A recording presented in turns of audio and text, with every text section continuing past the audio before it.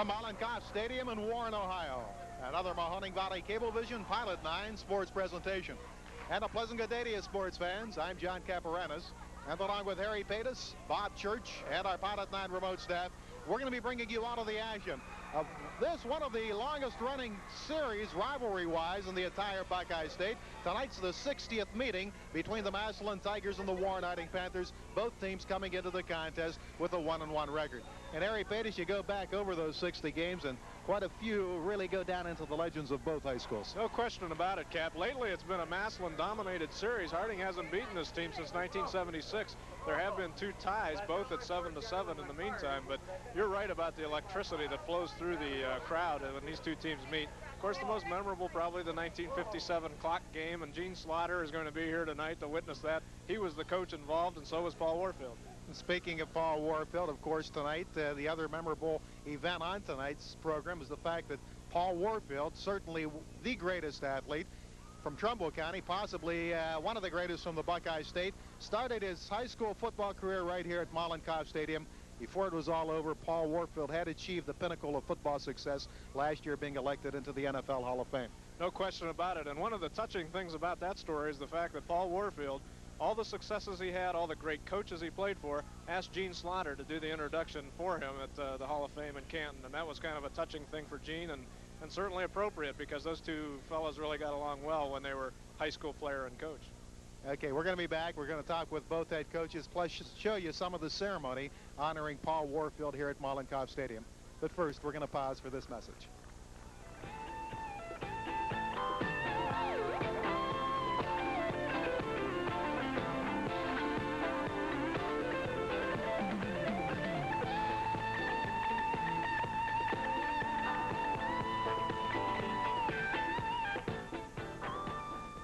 That special store in Cortland has special apparel for women and children. Hi, my name's Gwen Bollinger, and I'd like to invite you to Linville's, that special shop in Cortland. We're new when it comes to our new owner, Lee Statler. She has new, fresh, creative ideas, but we're all the same when it comes to dressing you and your children in new fall fashions, with friendly atmosphere, personal help, and quality at affordable prices. So come see me, Gwen Bollinger, at Linville's, that special shop in Cortland. That special store in Cortland, 261 West Main Street, Cortland. Hi, I'm Russ, and I'm eating your car, because you haven't taken it to Tough Coat. A little hood and a piece of rocker panel. Only Tough Coat Dynol uses a unique penetrant that stops existing rust and a sealant that prevents rust from starting again. It's the Tough Coat 2-step system. Because the longer you wait, the more I eat. Filet of fender, my favorite. Stop at Tough Coat's new location on the Strip in Warren. The natural habitat of the luxury car. The BMW 528e is quite at home here, but there's another world out there.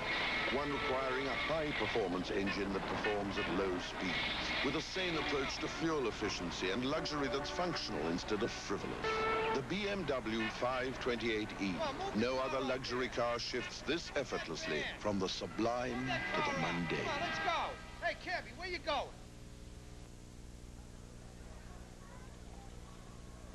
Welcome back to Mollenkoff Stadium. Massillon Tigers and Warren Harding Panthers. Usually you don't have to say too much when these 2 teams meet. 2 fine ball clubs, and of course the electricity, as we mentioned in the opening, definitely in the air. And a little added touch is the fact that Paul Warfield is going to be honored before the game. And of course, Paul Warfield, one of the famous alums of Warren Harding High School, and they're welcoming back with a tribute. Let's talk a little bit about this evening's ball game. Massillon Tigers have a decided advantage in the series. They've won 41 games, lost 15 times, and tied 3. Massillon has won the last 3 games, and then there was a 7-7 tie. Since 1975, they're 6-1-2 against the Panthers, but they've really battled hard. In fact, looking at the scores, in 1983 it was Massillon 24, Harding nothing. Then in 82 it was 36-6, and then it got close for a while. In 81, Massillon won 14-7. The Panthers tied Massillon 7-7 in 80, then lost 16-6 in 79, then tied again in 78, 7-7. And then the Panthers' last victory was a 22-21 win in 1977. So It's been a while for the Panthers, but certainly in talking to people acquainted with both teams, it would appear as though that this may be the year that Harding can catch the Tigers. And of course, the home field advantage definitely the Panthers' way. One thing we were talking about prior to the contest is the fact that Massillon does not go on the road very often when they play football, and maybe that's partially the reason for some of the success that they've had, in addition to the fine coaching and ball players that they have. They're rarely on the road, so this is one of the few road appearances for the Tigers. Their only other one this season is going to be at Cleveland St. Joseph High School, and that should be quite a contest for the Tigers as well. Both teams coming into this game 1-1 on the season. Massillon having just lost to Akron Garfield, and Warren Harding losing to Youngstown East, so they're both on one-game losing streaks. There you see a legend there on your TV screen, Woody Hayes, Paul Warfield's coach, of course, at Ohio State, and he'll be here and participating in the ceremonies as well. Let's turn now to the Massillon Tigers of 1984 and take a look at their starting lineup. The two split ends, number 5, Bruce Spicer. He is a senior. He stands 6'1", 157. At the other split will be number 11, Mike Orlando. He is a senior, comes in at 5'9", and he's 154. The quarterback is Wes Siegenthaler. He's a junior, 5'11", 169. And he will be taking the place of Mike Scott, who is injured. But Mike Currens, prior to the contest, told us that Mike Scott could see some action, even though he got hurt in the Akron-Garfield game. Looking at the running back situation, number 25, Derek Newman. He's the fullback. He's a junior, comes in at 6'1", 184. William Hardy, number 27, a senior halfback at 5'9", 165. And to round out the offensive backfield, number 41, Cornell Jackson. He's a junior, and he's 6'2", 176. As far as the offensive line, at the center spot, Kurt Molador. He's a senior, 6', 194, and wears number 52. The offensive guards are Jared Mail. He's a junior, 6'1", 218, wears 66. 67 is Joe Luckring. He's going to be at the other guard spot. He's a junior, 6'1", 190. And at the tackles, Jim Thorne, number 72, a 6'2", 234-pound senior. And number 78, Jason Collins, a 6'1", 282-pound senior.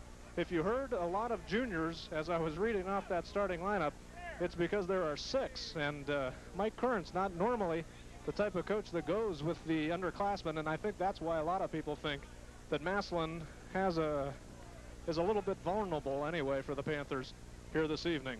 John Caporanis had the opportunity to talk to head coach Mike Currens, one of the most successful coaches in all of Ohio high school football, and here's what Mike Currens had to say.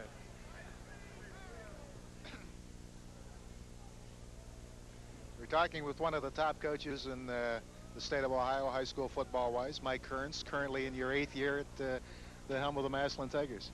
Right now, I don't feel like one of the top coaches in the state of Ohio. I mean, we're struggling. We got a young ball club, and we're just hoping we do play a little better this week than we did last week. Mike, you opened up the season with a victory over one of the Akron ball clubs. Last week, another Akron ball club beat you 29-12. That other Akron ball club went to the semifinals last year. It's just not another Akron ball club. Akron Garfield is probably one of the best teams in the state this year. They got Finn back in the backfield, and they've got some outstanding linemen back and a great defense back. You mentioned the fact that you're starting 6 juniors, underclassmen on your ball club. Unusual for a Mike Currens type of club.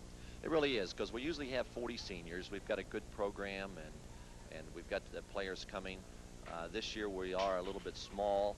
We're searching for linemen, and we're a little inexperienced in the backfield. We've got 3 juniors starting in the backfield. Both our guards are juniors.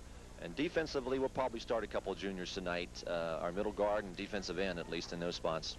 Offensively, what can we look for? Well, offensively, we're going to try to move the ball a little bit. I don't know. We haven't been doing too good of a job.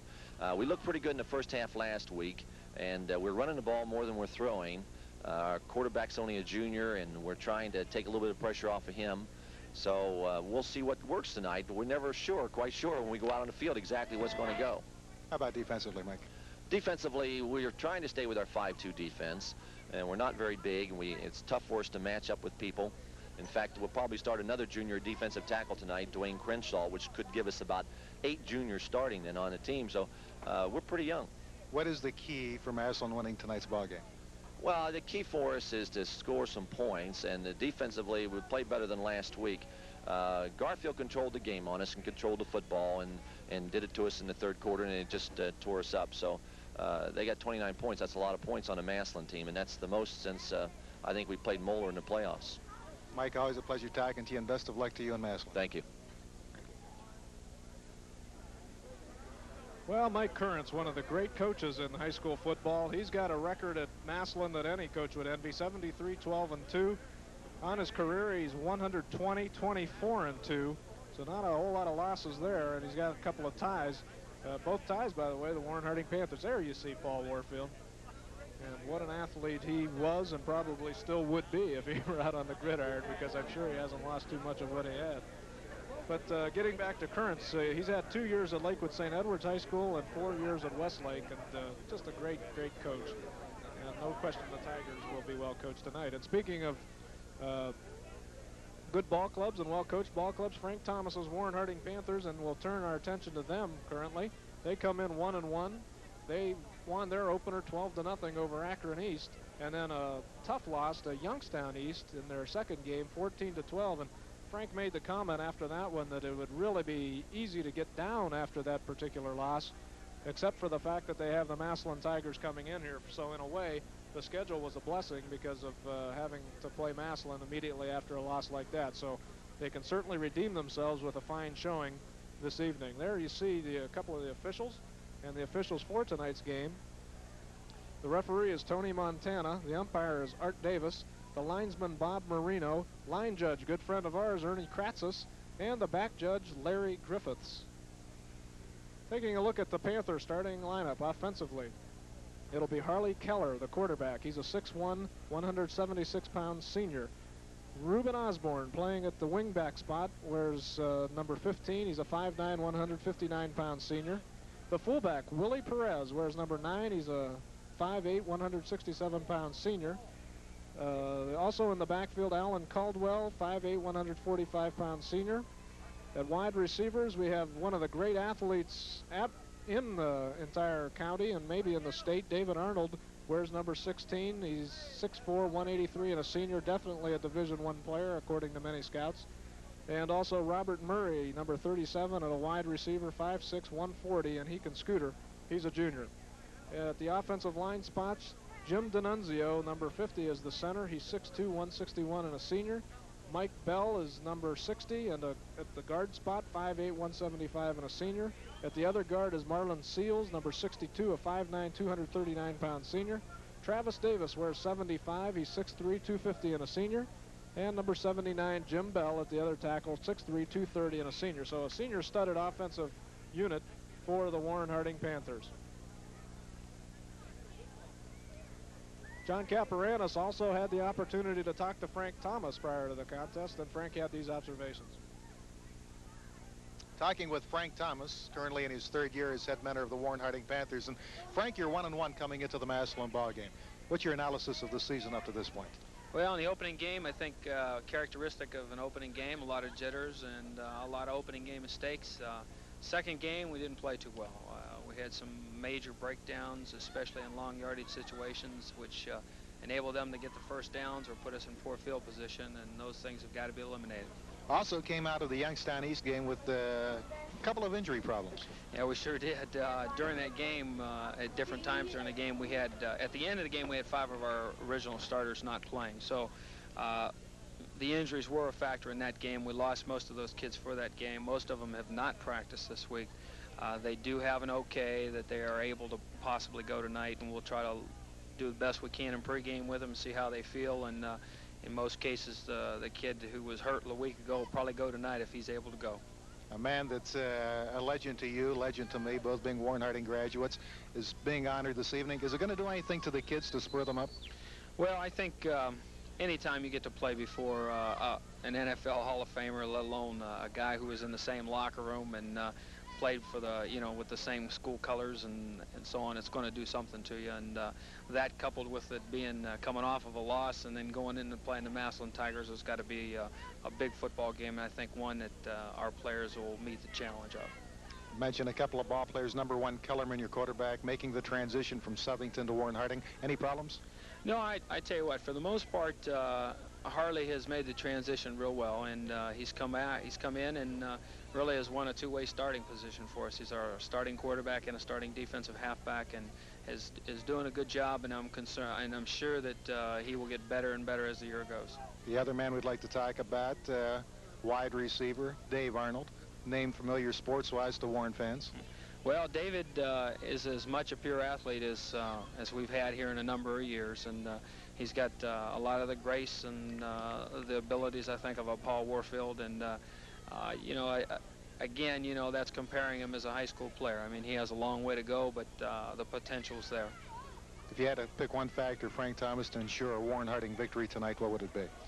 I think the Panthers have to get off the block, you know, first, and we have to be ready to go from the start. And I think that field position is going to play a part in the game because we've got a pretty stiff win here. Okay, Frankie, best of luck to you and Warren Harding. Thank you very much. Okay. Well, in analyzing these two teams, I think what you're going to be seeing are two teams that both can do the run and shoot offensively. And of course, Mike Kearns didn't give us any clues in the pregame as to what they're going to be doing. He says, I think you can anticipate us to run a little more than we'll pass, but we'll just have to read the situation once we get in there. And on the other hand, Warren Harding, good capabilities. They have good wide receivers and a quarterback that can get the ball to them. And out of that run and shoot can do about anything. They've got fine athletes on their squad. They struggled, of course, in their first two games, really, even though they won the first one 12-0, but losing to Youngstown East in the second one. The Panthers definitely wanting to rebound here. And there you see the legend, Woody Hayes, who's, I'm sure, quite pleased to be here. He flew in from Columbus with Gene Slaughter. Both fine coaches, of course. Gene Slaughter, now the athletic director and head football coach at Capital University, and had Paul Warfield, who you see there here at Warren Harding in high school as a coach. And Gene really gets a lot of the credit for having made Warren football what it is, the rabid type of crowds that come out and grace the presence in the 50s and 60s. And it was really Gene Slaughter who gets credit for having started all that. That's right, Harry. Up until the Slaughter era in Warren football, Warren teams periodically would come out with some powerhouses, but when Gene Slaughter came up here and began his coaching the 1957 campaign, that's really where it all started. Of course, Paul Warfield, one of the instrumental ball players in that era. You had guys like Willie Jones, Joe Malone at quarterback, Marvin Howard at the other running back spot. A lot of ball players. There you see Gene. Gene, of course, went with Paul Warfield down to Ohio State, and as you mentioned, right now for the last several years, head mentor of Capital University. Well, what was rather interesting about Slaughter in 1957 is the coach for the Massillon Tigers that year. Of course, that was the famous clock game. The coach for the Tigers was Lee Tressel, and Lee Tressel became a legend as far as small college coaches are concerned because he went to Baldwin Wallace and amassed a little power there. And Gene Slaughter had the opportunity once again to coach against Lee Tressel several times because Capital University and Baldwin Wallace, both a part of the Ohio Athletic Conference, and had created quite a rivalry. So Gene Slaughter and Lee Tressel went back. The Warren Harding Massillon rivalry goes back. And to hear Slaughter tell the 57 story is really interesting about how the clock went back and so forth. And people growing up now are just reminded of it from their parents, I'm sure, but it really was a fascinating type game that they talked about for years on end. And, you know, you're speaking about games and the fabled history between these two ball clubs. Let's go over to the 1971 team, coached by Tom Batta, that went over to Massillon, trailing 7-0, scored a touchdown to make it 7-6, and went for the two-point conversion. And they sent Doug Stubbs on an end around on the two-point conversion. Stubbs went into the end zone, scored the 2 extra points. Warren Harding won 8-7. Come back here about 3-4 years ago with Bobby Wolf as head coach of the Warren Harding Panthers. Panthers tied up late in the ball game. Mike Shuren starts a drive at his own 16-yard line, marches the length of the field, scores the touchdown with 1.5 minutes left in the game. That put the Panthers again within 7-6. Bobby Wolf, despite the fact that there was an offside penalty against Massillon on the extra point attempt, Bobby Wolf still decided to go for the tie instead of the win. Tied it up 7-7, but, you know, created a lot of talk, a lot of controversy throughout northeastern Ohio. But, you know, you go on and on. A lot of ball games in this series really bring back pleasant memories. And a lot of them controversial, too. Some of them very unpleasant. I'm reminded of the one in '65. It was at Massillon, and Warren Harding's marching the ball. They ended up losing the game 16-12, but they're marching the ball for what appears to be the final, hopefully winning drive of the game. They've got the ball on the 10-yard line, and Alan Anderson goes on a double reverse and fumbles the football. There was nothing but Panthers on that football, and they awarded the ball to Massillon. And I'm telling you, there were people that were going to protest that game and take it to the Ohio High School Athletic Association, and there were some irate people, I remember, in that particular contest. No question, the rivalry's been a good one, but there have been some definite question marks along the way. And then you go back to one more, and this is one Frank Thomas was familiar with because he was an assistant coach with Massillon at the time. And this occurred about 6-7 years ago when Maurice Hall was quarterbacking the Warren Harding Ball Club. Tom Ross, the head coach of the Panthers, down 21-0 at halftime, came out in the second half, throw the shotgun formation against Massillon, and the Tigers just could not defense it. And one of the most outstanding individual efforts in the history of Warren Harding football. Warren Harding coming back with 37 seconds left in the game, scoring a touchdown, converting the 2 extra points, and winning the ball game 22-21 at Massillon. That's right. And that was the last time the Panthers have defeated the Massillon Tigers. As we mentioned, there have been 2 ties, but Mo Hall really did a fine job in that game. Went on to have a very successful year at the University of Toledo. In fact, took the Toledo Rockets to a California Bowl victory his senior year after it appeared as though he had been beaten out for the job. But you're right, there have been great athletes. In fact, let's ask you a trivia question. Do you remember who the quarterback for Massillon was in 1957 in the clock game, Cap? Offhand, I'm going to take a wild shot at it, but did he pitch for the Detroit Tigers? Yes, he did. Joe Sparma. That's right. Joe Sparma was the quarterback in that game and went on to have a very successful baseball career. Fritz Gillespie, one of the teachers at Warren Harding, and there's John Beach, former Warren Harding assistant basketball coach. Did a great job with the Warren Harding girls team this past year. But these are some of the people being introduced. Danny Smith, now an assistant coach Youngstown. People associated with the Warren Harding athletic program being introduced as part of the award ceremony. Jay Lacey, of course, being the master of ceremonies tonight. More of the individuals being introduced on the sideline. You know, reflecting over the career of Paul Warfield, though, 57, 58, and 59 were Paul Warfield's years at Warren Harding, and of course he was noted as being a great running back, and then went to Ohio State, got into a little controversy because Woody wanted to use him at the split end spot. A lot of people in Warren thought he was not being used properly. Of course, Gene Slaughter went with Woody during that time. There you see Phil Koppel, longtime coach in the Warren school system. And but getting back to this, Slaughter had gone and then obviously had seen the ability there to have advised Woody to use him at that spot. And, of course, that's what he went on to be famous at as far as professional football was concerned. And, of course, Jim Cadle, another assistant coach of Warren Harding. Jim Cadle had Paul Warfield in track. He was the head track coach at that time, 57 through 59. Which is a good lead-in for what I was going to say. Football was not the only sport that Paul Warfield was. There he is, Gene Slaughter, Capital University, and they'll be doing the first talk pertaining to Paul Warfield. Let's see if we can pick up a little bit of it. Well, I don't know if anybody caught that. Gene just said, welcome to the best football town in the state of Ohio. And, of course, he's the man responsible for having started this mania that they have in this area. And now let's tune in on Gene. This was a hometown boy who brought pride, distinction, not only to himself, to his family, but he made a community to feel proud of itself.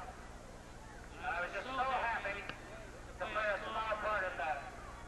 You, Paul, congratulations. You are always my winner.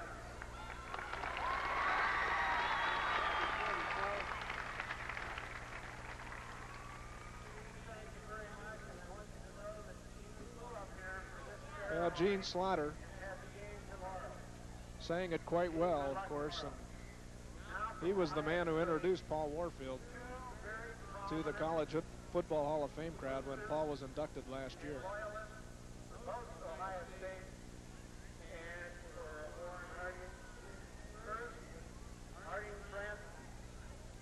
Now the ceremony continues as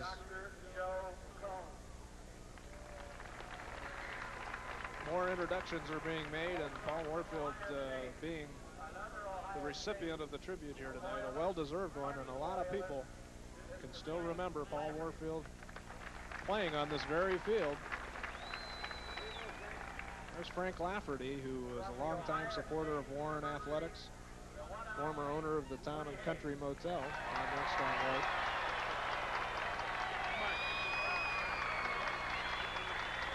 And now Woody Hayes has just been introduced to this crowd, receiving the standing ovation.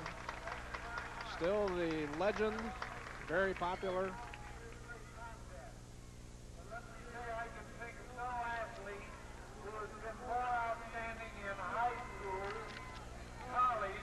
And professional football, the Paul Warfield.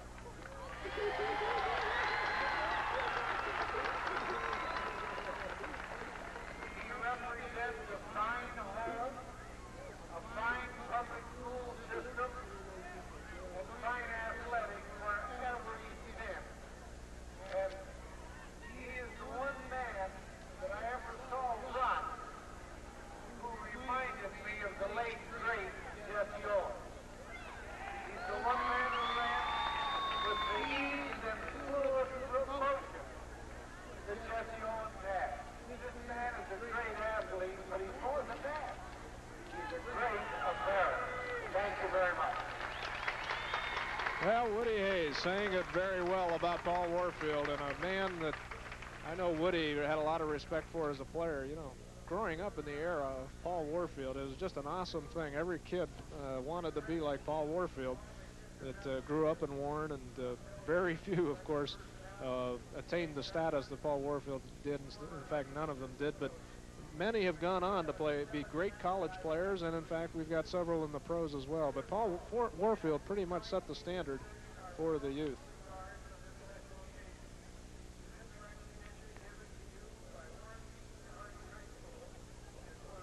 And now we'll go back onto the field. Jay Lacey will do the honors now of introducing Paul.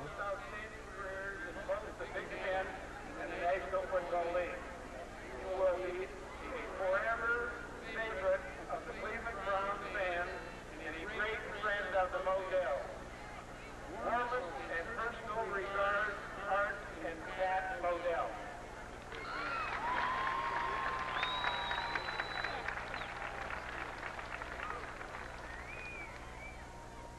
Also now, from Ohio State, there is talk that when Paul went to school at Ohio State, he had his own personal physician and his own personal pilot.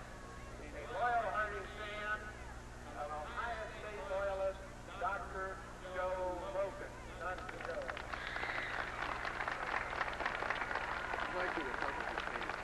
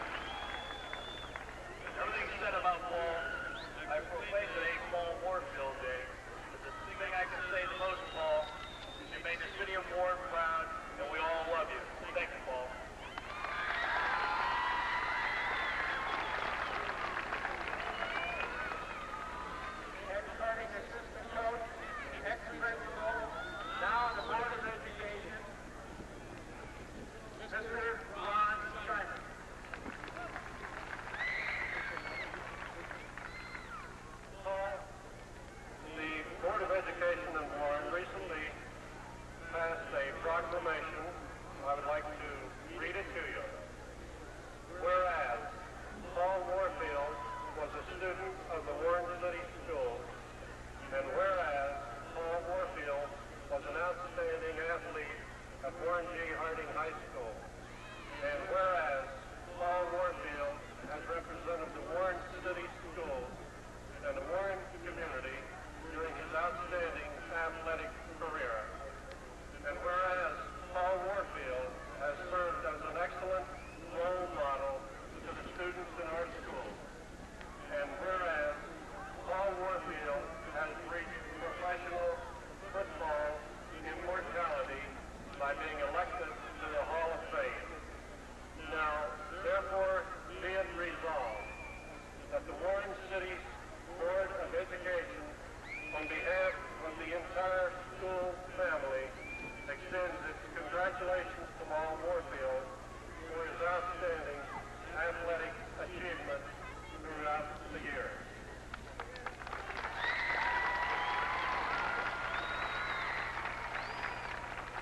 Now, the principal of Harding High School, Mr. Jim Smith. Thank you, Jay. This afternoon at Harding, I had the privilege of unveiling and dedicating portraits of Paul Warfield, which will be permanently displayed in the main lobby at Harding. Those portraits will serve as a constant reminder to us of Paul Warfield's greatness. Paul, on behalf of the Harding staff and student body, I'm pleased to present this plaque to you, Harding's greatest athlete. I hope it will serve to remind you of our deep admiration and respect.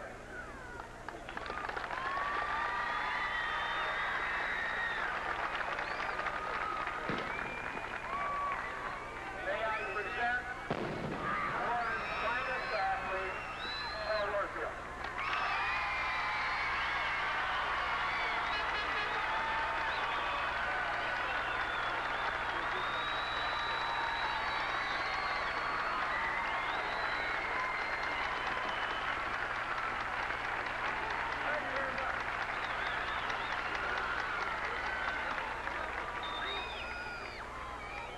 Ladies and gentlemen, I cannot tell you how rewarding it is to see you out here in my own hometown and to be among all the greatest men I've ever experienced in my athletic career, both as an amateur and as a professional. Certainly coming here this evening brings back a lot of memories. I'm not so sure Mr. Smith proclaimed me as Warren's greatest athlete. The term really applies because as a young man and a youngster, when my dad brought me here to this stadium, built the Holocaust Stadium years and years ago, I had the opportunity to identify with some of the great athletes who represented Warren Harding High School at that time. Many of the athletes like Dave Rogers, Bill Wright, and many others. Those individuals were the ones who inspired me, I think, to look and follow in their footsteps. The thing I'd like to say to you this evening is the fact that with the success that I had in this community, I think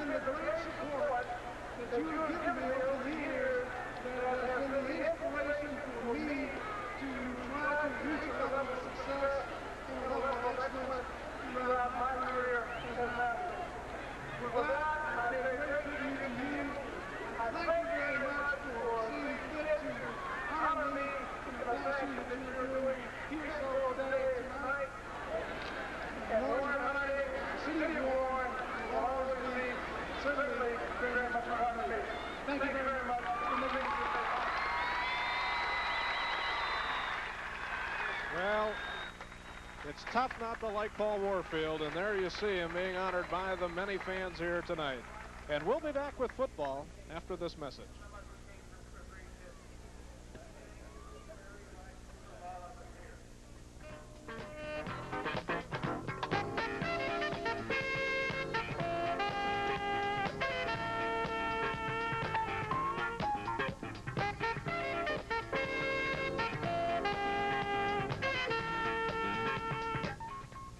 Checks and cash are a treat, and it would sure be neat to deposit them now and get a written receipt. Can do, with Genie you can do.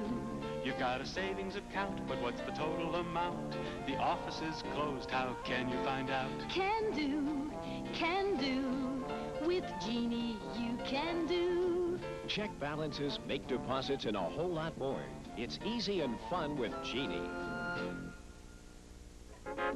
The all-new Crown Ford in Warren makes buying a new car easy with high trade-in allowances, large selection, no hassle dealing, low prices, and excellent service. At Crown Ford in Warren, they treat you like royalty without charging you a king's ransom.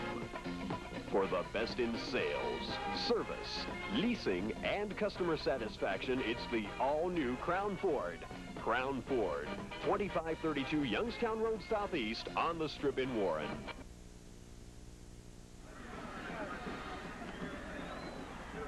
Welcome back to Mullenkopf Stadium. Both teams have taken the field. The Warren Harding Panthers and Massillon Tigers about to do battle. You can feel the anticipation. Boy, when these two teams get together, you know it's going to be a hard-hitting, great ball game. And as I take a look across the stadium, the folks of Massillon are still behind their Tigers despite their loss to Akron Garfield. There's a sea of orange across the way, and of course a lot of red and white over on the near side. So great fans of both schools, and there you see what we're talking about. On the opposite side, a lot of people from Massillon making this trip. We mentioned they don't play away from home that often, so they might as well make the trip. And we're just about ready for kickoff. It'll be the Panthers on the receiving end of the opening kickoff. And here to bring you the play-by-play, the voice of Pilot 9 Sports, John Caporanos. Okay, Harry Paytas, thank you very much. And again, a pleasant good evening, sports fans. Number 48 for the Massillon Tigers, Mike Norris getting set to put the ball in. Playing the deep men for Warren Harding at about their own 12-yard line.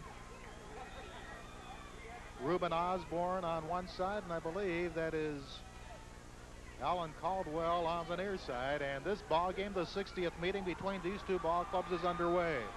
That will be Osborne at the 10. 15, 20, 25, running room up to the 27-yard line. So Reuben Osborne returns the opening kickoff of the ball game as he moves it for a 17-yard return, and that's where the Panthers will put it in play. First down, 10 yards to go. In fact, they're going to spot it at the 28-yard line, but let's go through the Warren Harding backfield for you. Quarterback number 12, Harley Kellerman, 170-pound senior. The fullback, number 9, Willie Perez, who has had 2 100-yard rushing games in the first 2 games of the 1984 campaign.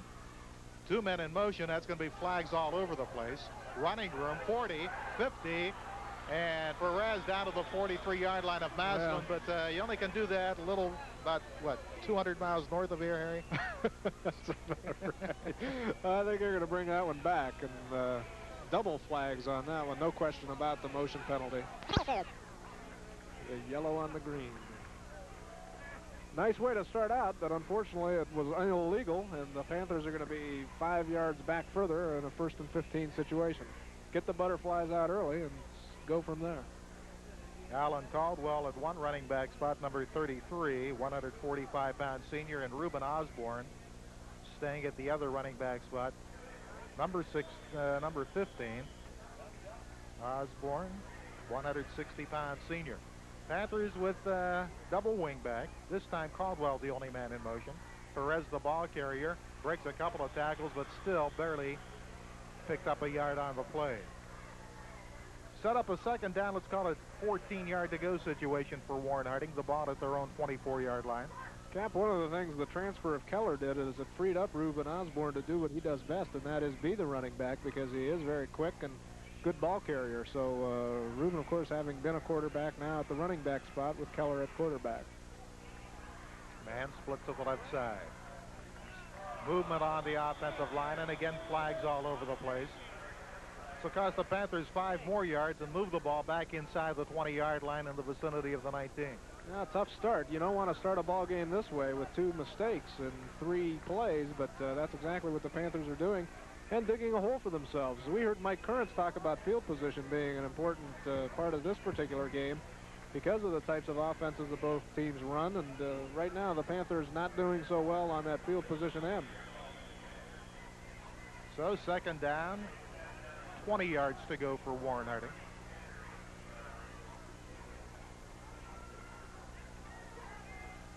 That was Stanley Owens, one of the wide receivers for the Panthers, out of the ball game. Arnold split to the right side. Draw play to Perez. Did not fool the Massillon defense. Stacked up right at the 19-yard line. 1-yard pickup on the play for Perez. That will set up a third and about 19 to go situation for Warren Harding. In on the stop defensively for the Tigers, by the way, number 13. Weak side safety, Darnell Richardson. Third down, 19 for the Panthers from their own 19-yard line. Owens will split to the left side. Arnold flanked to the right side. Keller to rolling right. Got to run with the football. Now puts it in the air. Ball is tipped. Incomplete.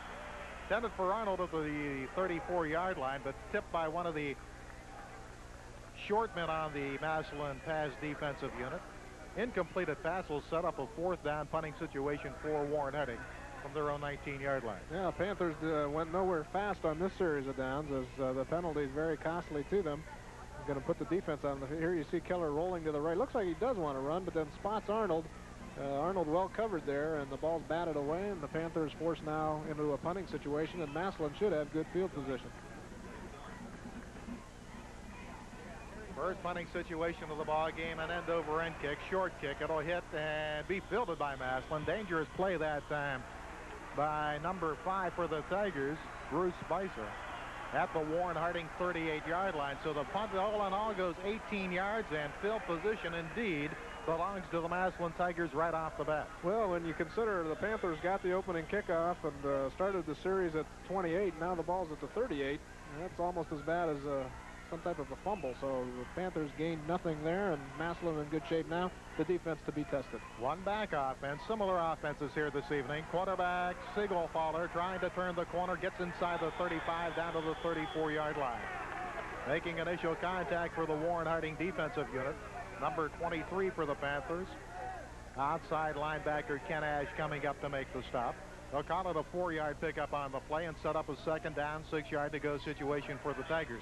In the backfield besides the quarterback, 170-pound junior Wes Siegelthaler, the man who just ran the football. At the halfback spots will be number 25, Derek Newman, 185-pound junior. Number 27, William Hardy, 165-pound senior. And number 41, leading rusher up to this point for the Tigers, Cornell Jackson, 176-pound junior. Jackson with the football. Johnson going to be hit right at the line of scrimmage. Roddy Perez coming up quickly to make the stop for Warren Harding. So that will set up the first third down situation for Mike Kearns' ball club. 8 minutes, 50 seconds remaining first quarter. Third down. Again, call it 6 yards to go for the Tigers from the Warren Harding 35-yard line.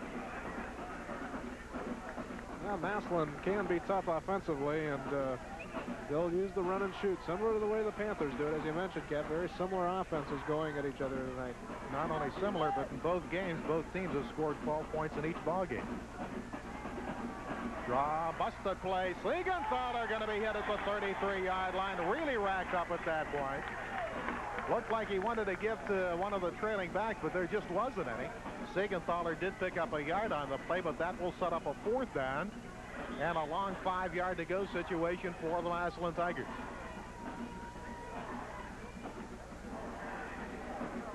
They'll go for it with less than 8 minutes remaining first quarter. Well, no question here. They're in 4-down territory at the 33, and the only thing a punt would accomplish is maybe put you in the hole, but then if you get in the end zone, it's not that much of an advantage. Orlando split 10 to the left side. Man in motion, Siegenthaler looking, now getting pressure. They're not going to run with the football inside the 30. Has the first down, or very close to it. Let's see where his knee touched. That'll be a big factor on this play. That's going to be close, and it looks like where they're marking it, he may not have made it. He did not. Knee went down at the 29-yard line, although the ball landed very, very close to the yardage necessary for Massillon, and the Warren Harding defense holds on downs. The offense back out on the field, 1st and 10 at their own 29-yard line. Well, that's a nice look for the Panthers. Massillon had the good field position, had everything going for it in that particular series, but the Panthers able to hold off, and now it's like starting all over again for that offense. They started the first series from the 28. Now they're starting this one from the 30. Notice the similarity in the offensive backfield for both ball clubs. Perez, the running back, for 5 across the 30 up to the 34-yard line. 5-yard scamper for Willie Perez. Mentioned the fact that he came in at 101 yards rushing in his first ball game, the season opener. Last week hit for 107, so Willie Perez with 208 yards rushing in 2 ball games this year. He is the chief running threat for Warren Harding, no question about it. 2nd down, a short 5 yards to go for the Panthers. Keller gonna ramble, turning the corner, has the 1st down up to the 40-yard line. Well, there we saw the ability of Keller. We saw Siegenthaler before being able to run the ball for Massillon, but Keller getting outside and picking up enough yardage for the 1st down, the first down of the game. Here we see him. Just is rolling to the right, gets outside, and picks up the 1st down. 1st and 10 from their own 40-yard line. Keller, quite an athlete. Also excellent basketball player. Fine baseball talent. Inside handoff to Perez. This time Willie Perez fighting for 2 yards. Up to the 42-yard line. Initial contact made on the play by, let's see, last man off the stack, number 39 for the Tiger defense, Pat Spicer. 203-pound senior linebacker on the right side. 2nd down, 8 yards to go for Warren Harding. 6 minutes, 30 seconds remaining first quarter. Scoreless ball game, and this was 60th meeting between the Warren Harding Panthers and the Massillon Tigers. Again, the one-back offense. Perez, 45. Perez out of bounds at the 46-yard line. See where they spot him out on the far side. Ridden out again by number 76, Mark Harder. Defensive left end for the Tigers. Harder, by the way, stats-wise, 180-pound senior. They're going to spot it at the 46, 4-yard pickup. 3rd down, about 4 yards to go for Warren Harding.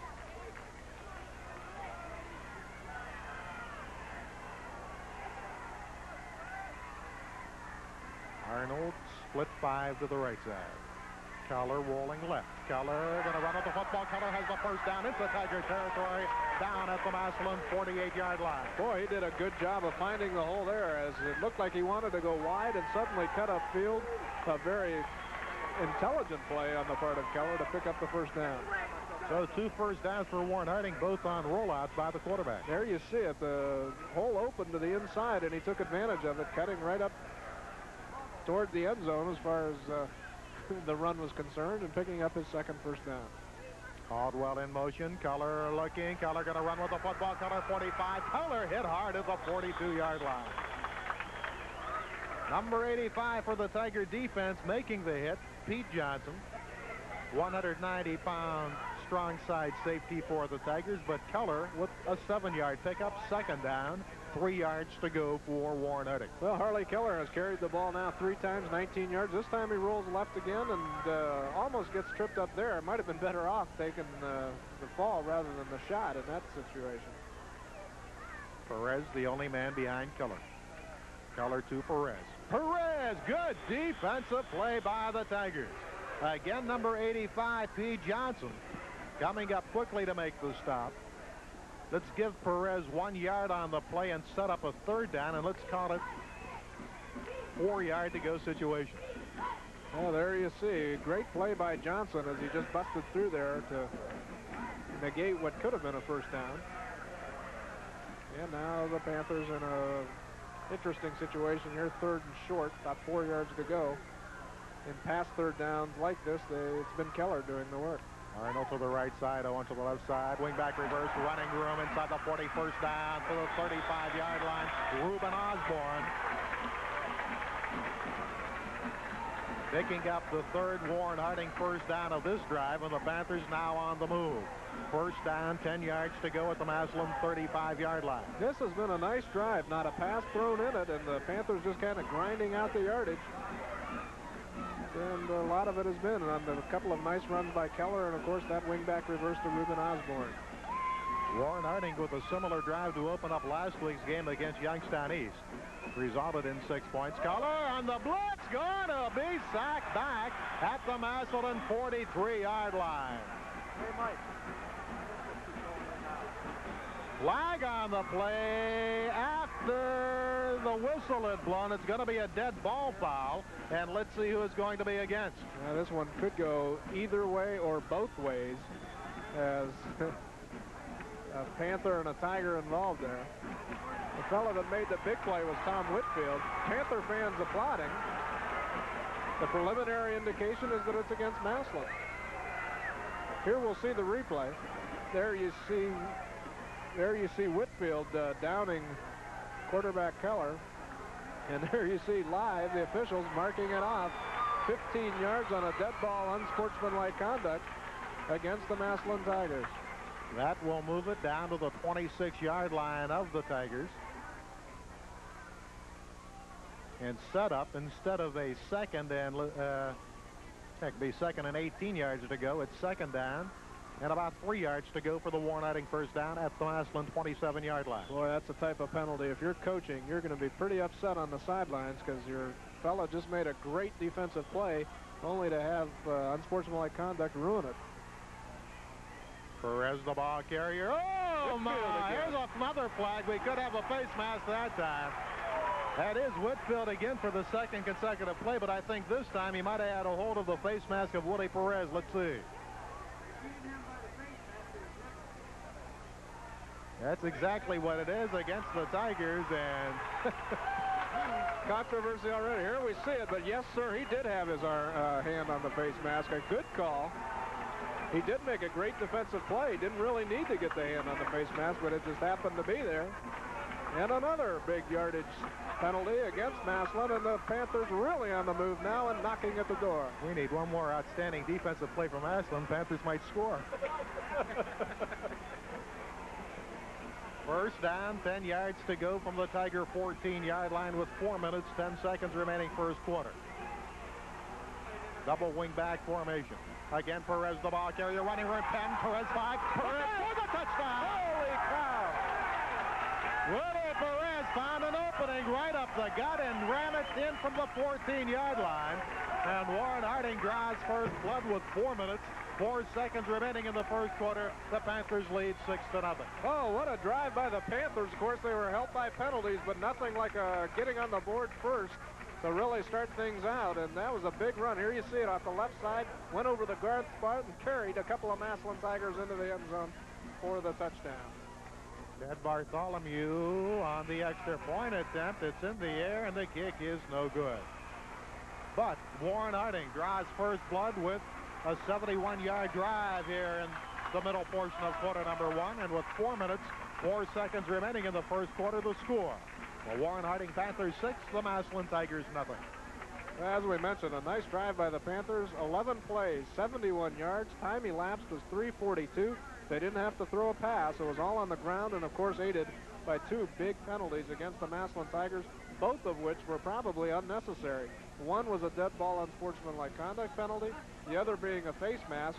After Whitfield had broken through and made the big play, he just somehow managed to grab the face mask of the Harding ball carrier, and it got the Panthers into a position where it was Willie Perez taking it in from 14 yards out to take the lead, and that's a big lift for the Panthers to be on their home field, get the lead against these Massillon Tigers, Cap. Ted Bartholomew will kick off for Warren Harding. The deep man, Cornell Jackson, at his own 10-yard line. Flanked on the near side by William Hardy, and on the far side, I will catch that number for you, Derek Newman. It's Cornell, 18-20. 25, running room 30, 35, 37-yard line. Nice return by Cornell Jackson, return of 18 yards, and it does give Massillon good field position, first and 10 at their own 38-yard line. This is a big series coming up. The Panther defense is fired up as a result of the offense getting them on the board. Massillon, on the other hand, would like to get at least one first down to show that they can move the ball against this team. Bruce Spicer will split 10 to the near side. Quarterback Siegenthaler. Reverse to Jackson. No running room. Jackson hit right at the line of scrimmage. No gain on the play. Will set up a 2nd and 10 situation for the Massillon Tigers, and leading the charge for Warren Harding, defensive left end, number 79, Jim Bell. Bell, an interesting story. There you see him. Injured, suffered a shoulder injury last week against Youngstown East. Doubtful all week, and tonight before the ball game, Frank Thomas said he's going to play football, and heck of a football player, number 79 for Warren Harding. Man in motion is Harding. Siegenthaler looking. Siegenthaler hit, breaks one tackle, goes across the 40 up to the 42-yard line. Excellent maneuver by Wes Siegenthaler. Panther had a shot at him back at the 35-yard line, but broke the tackle and picked up about 4 on the play. Number 76 for the Warren Harding defense, Donnell White. 250-pound senior tackle making the stop. 3rd down, 6 yards to go for the Tigers.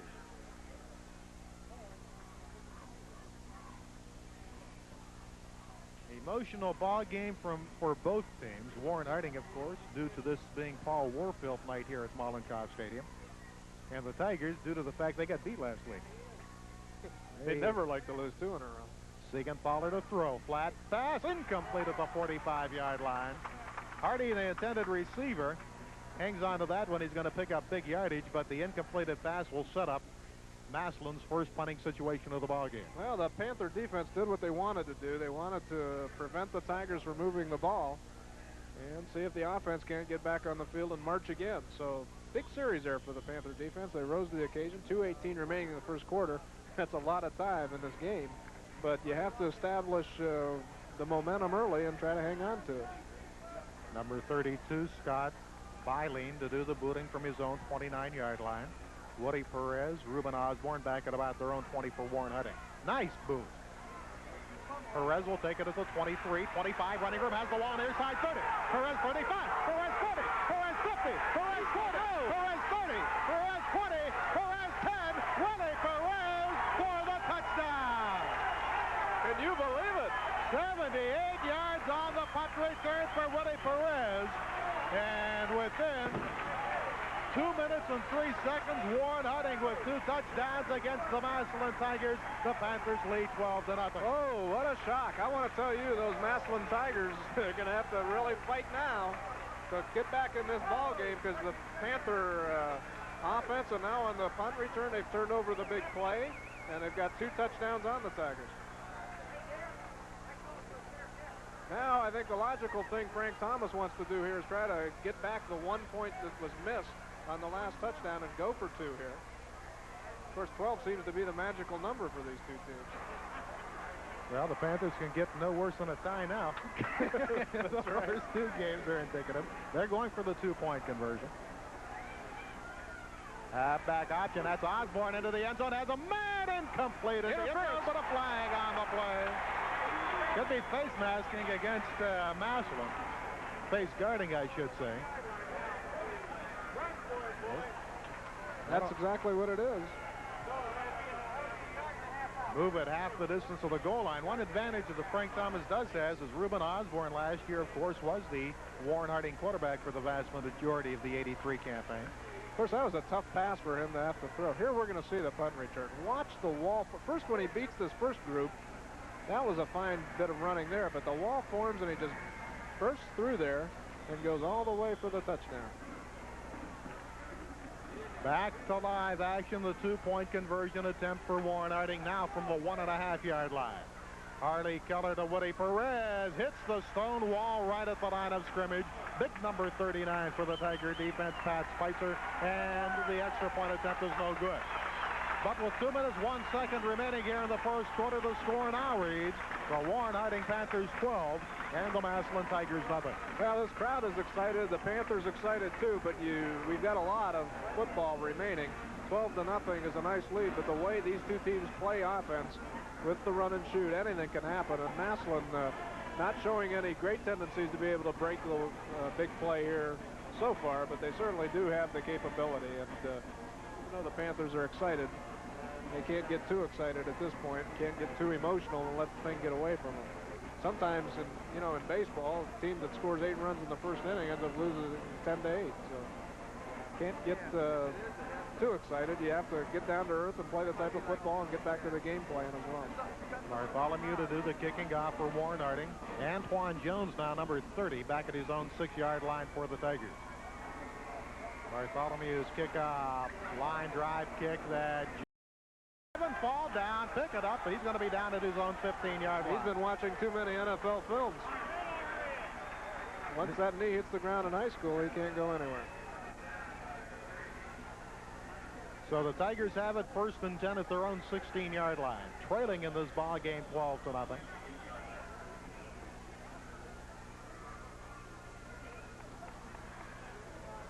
They'll have it 1st down, 10 yards to go with less than 2 minutes remaining first quarter. Wes Siegenthaler, the junior quarterback. Cornell Jackson trying to turn the corner. 20, Jackson 25, Jackson 30, up to the 32-yard line. Nice run by Cornell Jackson. He is the leading rusher on the year coming into this ball game for the Tigers, averaging a little over 5 yards per carry. That's just the first down for Massillon in this game, as they've had the ball twice, unable to move it, but there was a nice first down run by Jackson. He's got 18 yards now and 3 carries for the Tigers. Ball spotted at their own 32-yard line.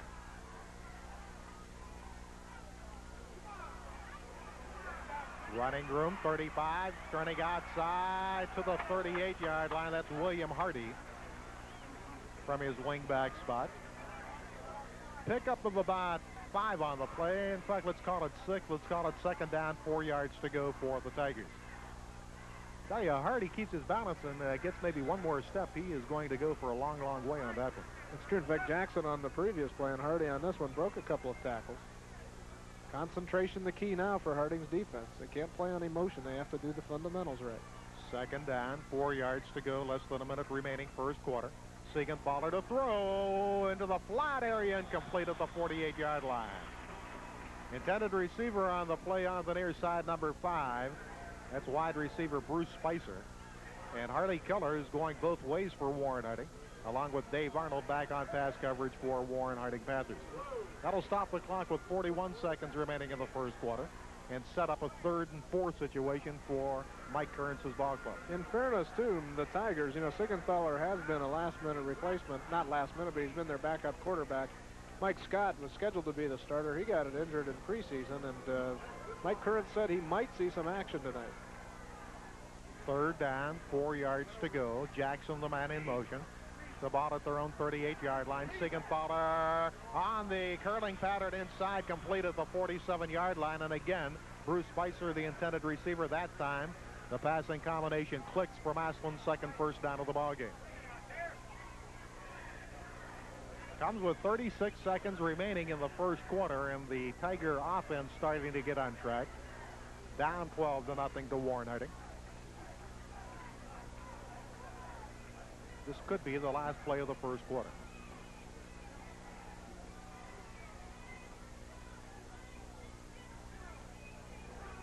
Siegenthaler under pressure, turns the corner 50 into Panther territory at the 47-yard line. Knocked out of bounds on the near side by John Church.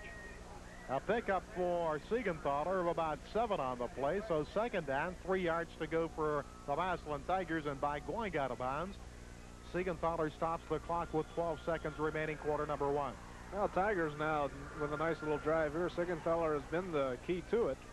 And he made a nice run there, but then really got stuck.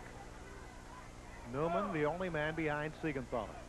Jackson in motion. He has the football, has a blocker. Going to pick up the first down. Knocked out of bounds on the near sideline at about the 41-yard line with 6 seconds remaining first quarter. But that will be good enough for the 3rd Massillon first down of this drive and of the ball game. This one started at the 15-yard line. Now the Tigers at the Panther 40. And again, there's just been one pass involved in this particular offensive drive. Harding had no passes in their long drive. So a wide open running game employed by both teams. Jackson out of the ball game, number 31. Irving Hastings in at the running back spot. Ball carrier Hardy has blockers. Hardy gonna be hit by Dave Arnold and down at the 39-yard line. Had one blocker ahead of him, but the interference quickly collapsing. The Panthers came up quickly on the play, and that will be the end of the first quarter. So with the score, the Warren Harding Panthers 12. We're going to pause for this message.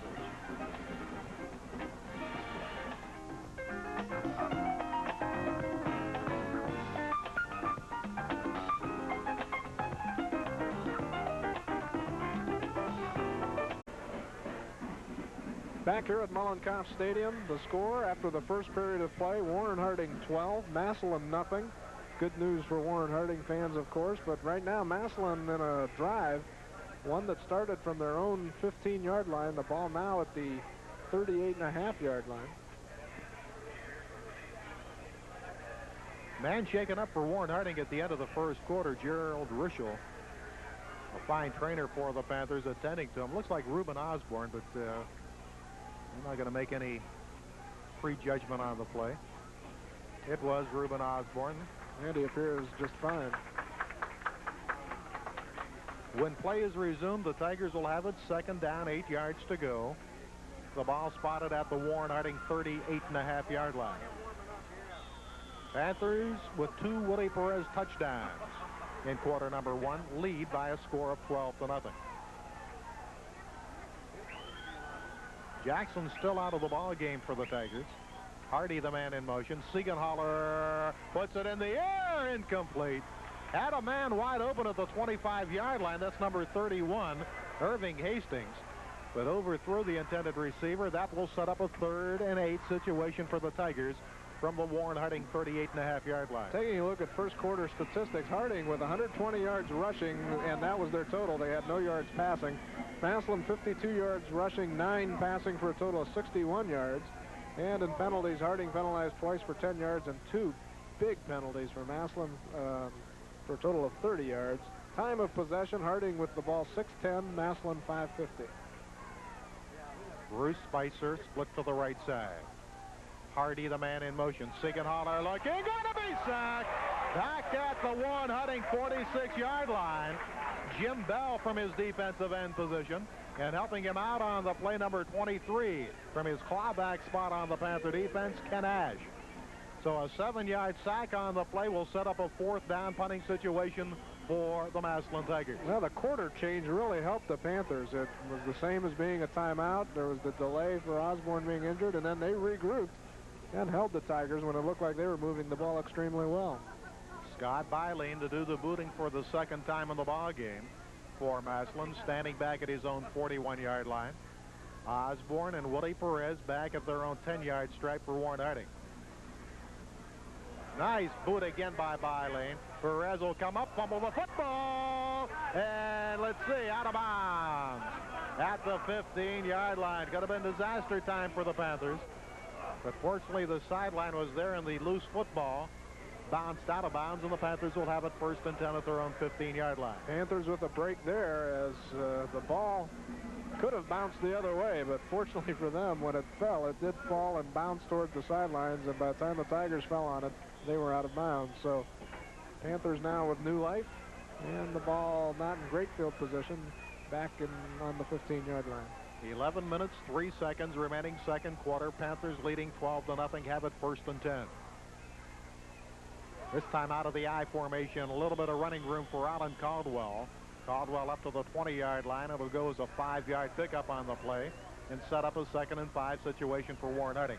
First time in the ballgame we've seen either team run out of anything but that one back offensive set that we've been looking for in the first quarter and 1 minute of this contest.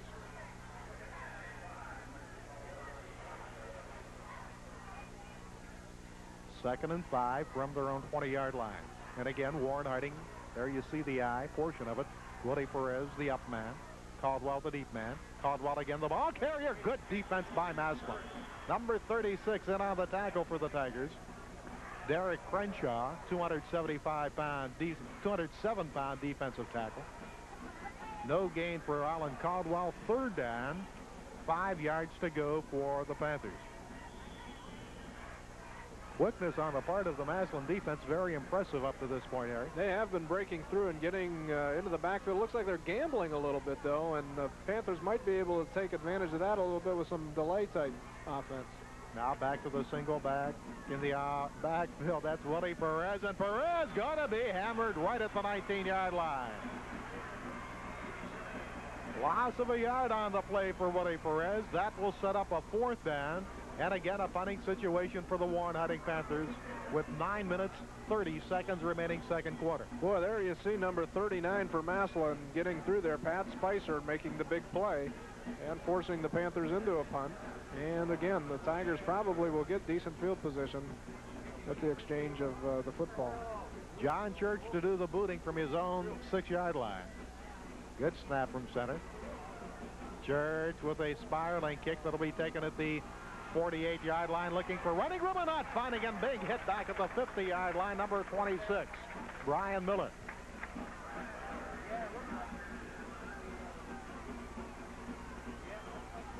-30-yard punt for Church, -1 on the return for Miller, and the Tigers will take it over 1st and 10 at their own 50. And on the punt exchange, Warren Harding picks up about 5 yards. There you see the flag and the wind being a factor. Frank Thomas had mentioned in the pregame he thought that the wind would be a factor in this contest. Thus far, it really hasn't been, but as the contest gets closer and field goal range becomes a factor, it very well could be. Ball carrier for no running room is Hardy. William Hardy stopped right at the 50-yard line and doing an excellent job of turning that play inside. Number 54, John Church. And in this ball game, every time we mention his name, Bob Church has guaranteed us that he will put a little bit in the wallet. Right, Robert? Yeah, he's a good ball player, Cap. He's a good kid, but you got to keep him straight once in a while. And good defensive coaching job by Chuck Thomas.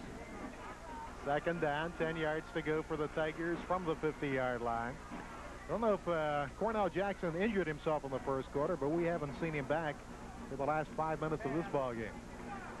Siegenthaler with time. Fires complete to Orlando inside the 45. Down to the Warren Harding 43-yard line. Ken Ashen on the stop along with Alan Caldwell from the Panther defensive unit, but it goes as an 8-yard pickup on the play. Third down. Now let's call it 7. Third down, 3 yards to go for the Massillon Tigers.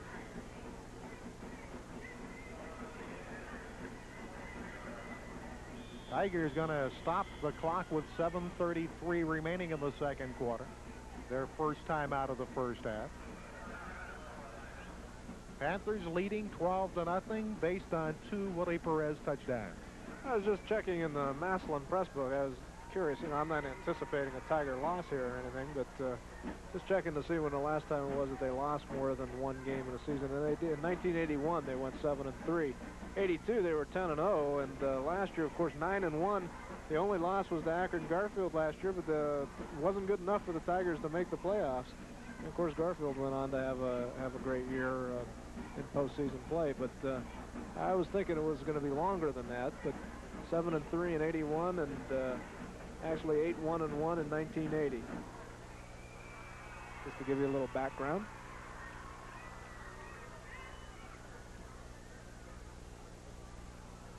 Opening up this year, defeating Akron North 12-0, but as we've mentioned last week, Mike Kearns' ball club really upended by Akron Garfield 29-12. Look at the Panther defense, the typically excellent Warren Harding defense. Third down, 3 yards to go for Massillon from the Warren Harding 43-yard line. Now Massillon going to the I formation. Ball carrier, not enough for the first down. Number 31, Erwin Hastings. Pickup of maybe 1 on the play. And that'll set up a decision time for Mike Kearns. 4th and 2 at the Warren Harding 42-yard line. And defensively, number 76, defensive right side tackle Donnell White, stopping the ball carrier. Looks like Massilion's going to set up for the punt. This is not a bad situation to fake it. Scott Bylane to do the booting, at least appearing to do the booting from his own 44-yard line. And again, Perez and Reuben Osborne back in double safety for the Panthers. Bylane's kick, another beauty. Fair catch indicated, and it'll hit inside the 10 and go out of bounds at the Warren Harding 8-yard line. That looked like one of my golf shots. It hit and bounced to the left into the rough. Doesn't look like one of mine because there's no trees down there. Excellent punt by Bylane. It goes for 30 yards with 34 yards, in fact. No return on the punt. And the Panthers deep in their own territory trying to protect that 12-0 lead. Have it 1st and 10 with 6:42 remaining first half. Well, the Panthers, when they've been in the hole, have had trouble getting things going. Massilion's just been teeing off defensively in those situations. Again, out of the eye, flags all over the place. They'll start this or stop this one before it develops. See what the infraction is, apparently against Warren Harding. Tony Montana giving us the procedure penalty. And that will move it inside the 5-yard line.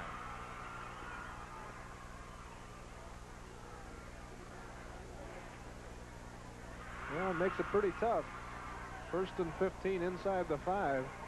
This is where you just don't want to make a mistake and hope that your punter can get you out of trouble. On the other hand, we've seen some big plays from this far throughout the years too, Cap. Deep in your own territory. See how the Massillon defense plays. If they're going to give up a couple of yards, or if they're going to just try to keep the Panthers right here. Quarterback keeper by Keller. He crosses the 5 up to about the 7-yard line. Pickup of 3 on the play will set up a 2nd down and 11 situation for Warren Harding with 6 minutes, 30 seconds remaining first half. 2 first-quarter touchdowns, the story of this ball game up to this point.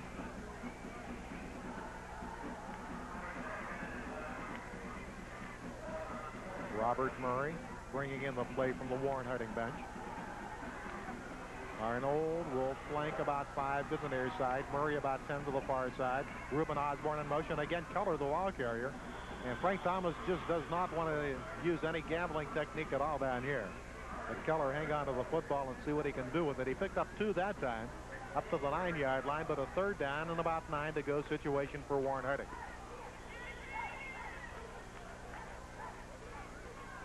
Panthers 1 out of 4 in 3rd down conversion attempts.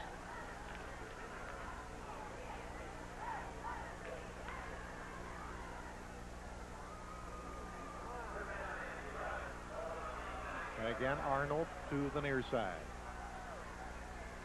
Man in motion again, Osborne.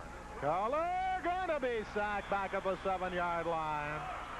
Did not fool the Massillon defense, and again the big defensive end, number 76, Mark Harder, coming in to make initial contact. That will set up a 4th down punting situation for Warren Harding with 5 minutes remaining second quarter. Really an interesting call, and I think a good one. The Panthers were playing possum there as the first 2 plays. They ran the quarterback sneak, and then they thought they'd pop one on the Tigers and catch them asleep, but Massillon didn't fall for it. But not a bad idea. John Church to do the booting from his own end zone.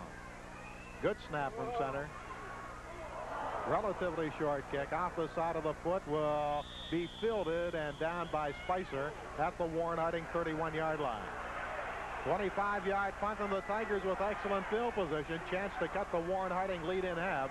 4 minutes, 42 seconds remaining second quarter. The Tigers down 12-0. Well, this Warren Harding defense has been tested, and now they're really going to be tested because this is the best field position of the game for the start of a drive for the Tigers this evening. But Warren's defense has been tough. Siegenthaler now moved to a wide receiver spot, and Mike Scott, the senior quarterback, now calling the signals for Massillon. Scott the throw. Scott fires and intercepted and dropped by Reuben Osborne. That had 6 written all over it. No, check that. That's Dave Arnold that had the football in his hands. Oh, and you better believe nobody would have caught Dave Arnold had he been able to hang on to the football. Now Scott coming into the game trying to give the Massillon Tigers a lift and almost dug a hole. Look at his pass. Oh, he ran before he had the football. Incompleted pass, second down, 10 yards to go for the Tigers from the Warren Harding 31-yard line. 4 minutes, 21 seconds remaining. Now Siegenthaler back in at the quarterback spot. High in the backfield. Siegenthaler to throw, going deep over the middle. Has a man intercepted at the 8 to the 10. That's Osborne 15. Reuben Osborne 20. Picking up blockers 25. Osborne 30. Osborne 32-yard line. Oh, the Panthers making the big play. Excellent interception by Osborne, especially since the man appeared to have him beaten deep. Returns it back to the line of scrimmage, and Warren Harding defense rises to the occasion with 4:08 remaining second quarter. Well, they almost made the big play on the first pass, and then Reuben Osborne stepping in front of the receiver to get the big interception and give the Panthers the ball. Arnold will split 10 to the right side. Keller to throw. Keller getting pressure. Keller puts it in the air. Intercepted by Massilion at the 40, 35, 30, 25-yard line. Number 12, Clay Spengler. Defensive left side halfback. Picking off Hardy Keller's first passing attempt of the ball game. And the trade of interceptions is... Here we see Osborne, the Panther interception. He made a nice grab there. The ball was slightly underthrown. And then with a nice run back. Fighting his way through there and breaking a tackle. But now Massilion turns the tables and now puts the Panther defense in a hole again. Well, on the exchange of interceptions, Massilion picks up 6. Warren Harding's 24-yard line, and again, Scott in there under pressure, fires into the end zone to Siegenthaler, incomplete. Boy, Scott's got an arm, doesn't he? And Siegenthaler open at the goal line. Incompleted pass will set up a 2nd and 10 situation. 3:24 remaining second quarter. This has turned into a slugfest. Take a look at this. Oh, almost made the diving grab at the wall, didn't he? Scott does have a great arm, though, and of course his injury has held him back, but Mike Kern's pulling out all the cannons here. Second down, 10 yards to go. Massilion with 2 timeouts remaining. They'll have Darrell Richardson split to the left side. Scott to throw. Scott looking for the screen. Has it on the left side. Ball is dropped. Fumble on the play, and I believe the Panthers have recovered. That should be the call, and it is. 8-yard line. Setting up the screen on the left side of number 31, Irving Hastings. And number 75 for the Panther defense, Travis Davis, comes up with a loose football.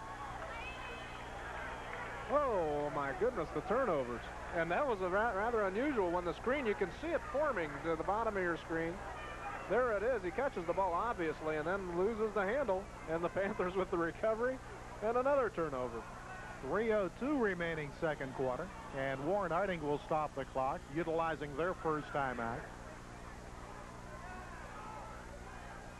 This one may go down as one of the memorable ones again, Cap. I don't know. It's really been interesting. There have been a lot of turnovers, the big play, the big punt return already. We've had a game full of action, and we're not even over the second quarter yet. So it's Travis Davis, by the way, who just recovered the fumble for Warren Harding. You're right.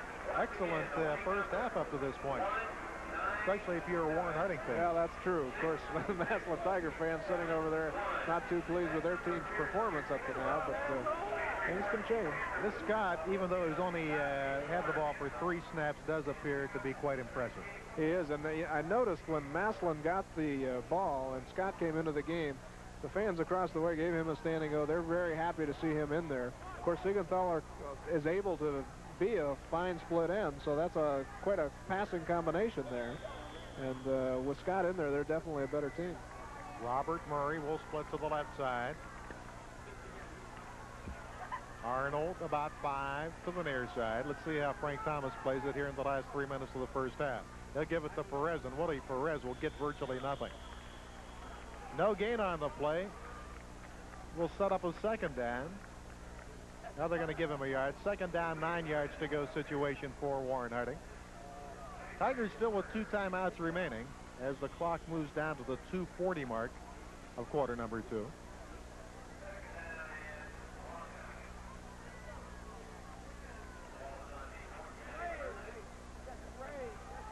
Owen will split 10 to the left side. Keller with the I formation behind him. Caldwell the ball carrier. Maybe another yard up to the 30, possibly to the 31-yard stripe. Defensively, number 38, who's played one excellent defensive first half for Massillon, Brian Schertzer, 204-pound linebacker. Man shaken up for Warren Harding on the play. That's Jimmy Bell. Suffered that shoulder problem last week against Youngstown East, and hopefully the same thing did not occur.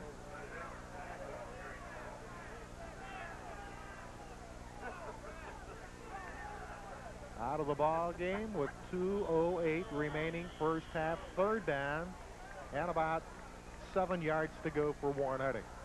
Panthers 1 out of 5 in third down conversion attempts.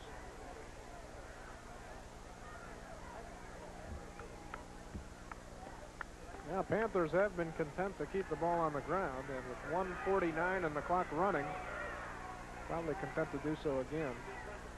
Keller, sweep to Perez. Will not find running room. He's going to lose a yard back to the 30-yard line. Quick Massillon defense quickly closing up the corner. That'll set up a fourth down.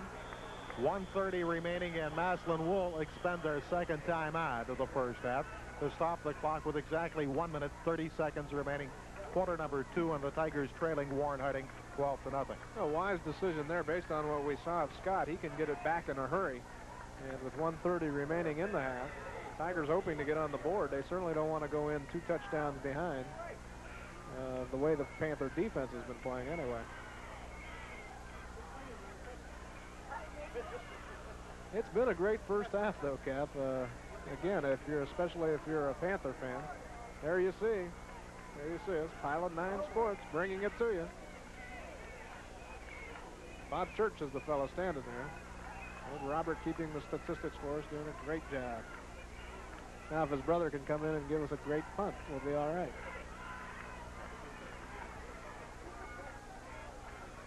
The play is resumed. Warren Harding will have it, fourth down, 7 yards to go from their own 30-yard line.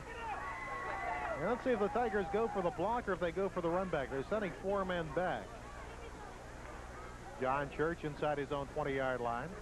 They're going to go for the run back. Nice boot by John Church.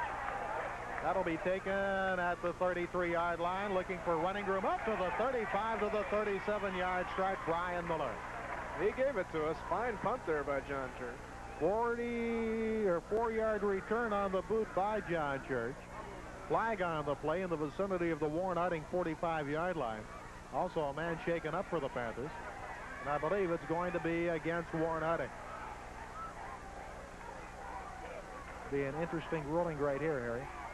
See, depending on where the flag is, and it looks like it's going to be against the kicking team in a situation where they'd have to re-kick.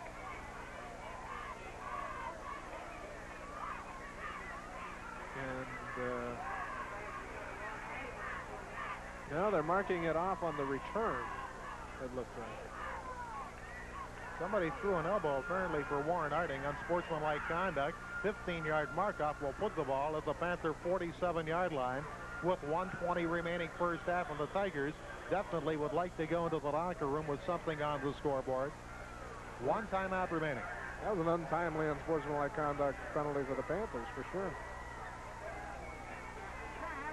Back to throw, pass, far sideline, intercepted. 35-40, 45-50, out of bounds. Reuben Osborne on the far sideline at the Massillon 48-yard line. Well, now what do you do if you're the Panthers? You've got the ball in decent field position, 1:02 left. A little room to work with. Maybe get down there in the field goal range at least and see if you can't get the 15 points instead of the 12. I don't think you want to sit on the ball given this field position with 1:02 left. Reuben Osborne with his second pickoff of a Massillon pass in the first half here this evening. And Warren Harding will have it, first down, 10 yards to go. One thing about the Panthers in preseason, everybody was talking about their passing attack. Only thrown the ball 1 time tonight, and that pass has been picked off by Massillon. High in the backfield, and Woody Perez. Now that's Alan Caldwell. Panthers will play it close to the vest as Caldwell picks up 2 down to the 46-yard line. Warren Harding still with 2 timeouts remaining, although we're within 1 minute remaining of the first half of action. Well, I think they want to use the clock. They'll probably try to run their plays, but not do anything too dangerous. Ball at the 46-yard line.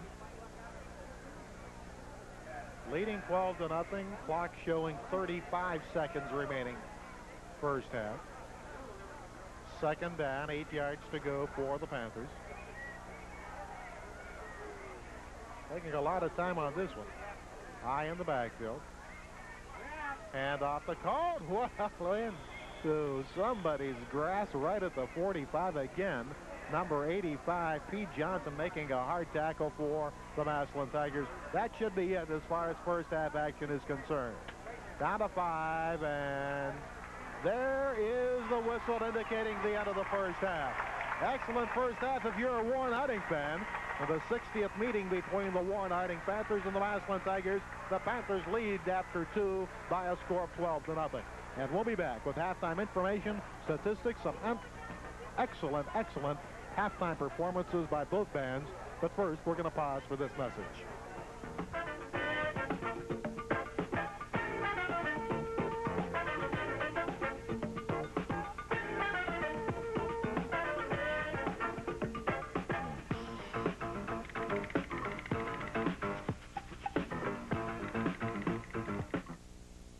What do you think about Woody's Knowledge Fitness Center now that he's remodeled everything? Really nice.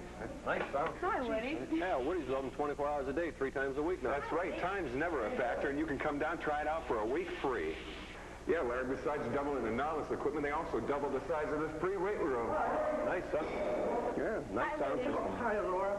Okay, let me get this straight. We've got aerobics, we've got karate, we have a sauna, we have a weight room, and 2 complete sets of Knowledge equipment. That's right. So why don't you take a shot at Woody's? All right.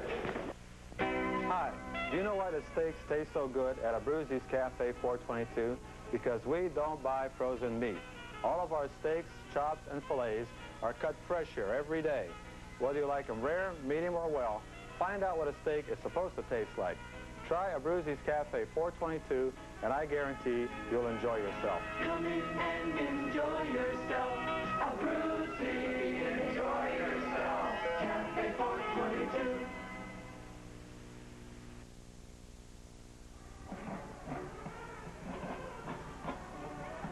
Back here at Mollenkopf Stadium in Warren, Ohio, it's Paul Warfield night for the Warren Harding Panthers, and the Panthers providing Paul Warfield with an additional treat in the first 2 quarters of play as they lead arch rival Massillon by a score of 12-0. Here's the way the first half scoring went, both by the Panthers, of course. Warren Harding, second time they had their hands on the football, stopping Massillon on downs at the Panther 29-yard line. 71 yards later, 11 plays later, 3 minutes and 42 seconds later, Woody Perez took the ball on an inside handoff from the Massillon 14-yard line, rambled into the end zone for the first touchdown of the ball game.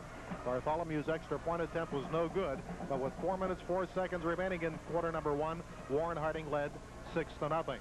Next time the Panthers touched the football, again it was Willie Perez, and this time Perez fielding a punt at his own 22-yard line. After a burst of speed put him past the first group of Massillon defenders, he found the wall on the near sideline, and Willie Perez rambled 78 yards for the touchdown. That came with 2 minutes, 1 second remaining in the first quarter of play. Again, the extra point attempt, a 2-point conversion attempt by Warren Harding, was no good, but the Panthers led 12-0, and that, for all intents and purposes, is the way the first half wound up. Warren Harding 12 and the Massillon Tigers nothing. That's the Massillon Band out on the field, providing the first half of the halftime entertainment here this evening and doing their usual expertise job as far as treating the fans are concerned. And Harry, you have to say, fan-wise, that Warren really turned out for tonight's festivities. Boy, you're really right, Cap. A nice crowd on hand, and they have been treated. At least the Warren side of the field has been treated. A lot of people made the trip from Massillon to see this one, and they have not been so excited as the Harding fans have been. Great rivalry between these two clubs. If you look at the first half alone, it is a memorable game, and the second half will probably provide the same types of thrills that have made this series so exciting. Let's take a look at some of the statistics in this contest. Warren Harding on the, as far as statistics are concerned, they're behind, 56 yards total, all in the rushing department. They've only thrown the ball twice, not completed a pass. Massillon has 47 yards rushing, They have 16 yards passing on 2 of 8. Panthers have picked off a couple passes, however. And they have 63 total yards to Warren Harding's 56. Penalties have been important. Harding's been penalized 4 times for 29 yards. Massillon 2 times for 30 yards. And of course, here is always one of the exciting times for Panther fans to see if the drum major will catch the baton. This is a tradition that's been long-standing. And he does so. Continuing now with the stats, Harding with 6 first downs, Massillon with 3.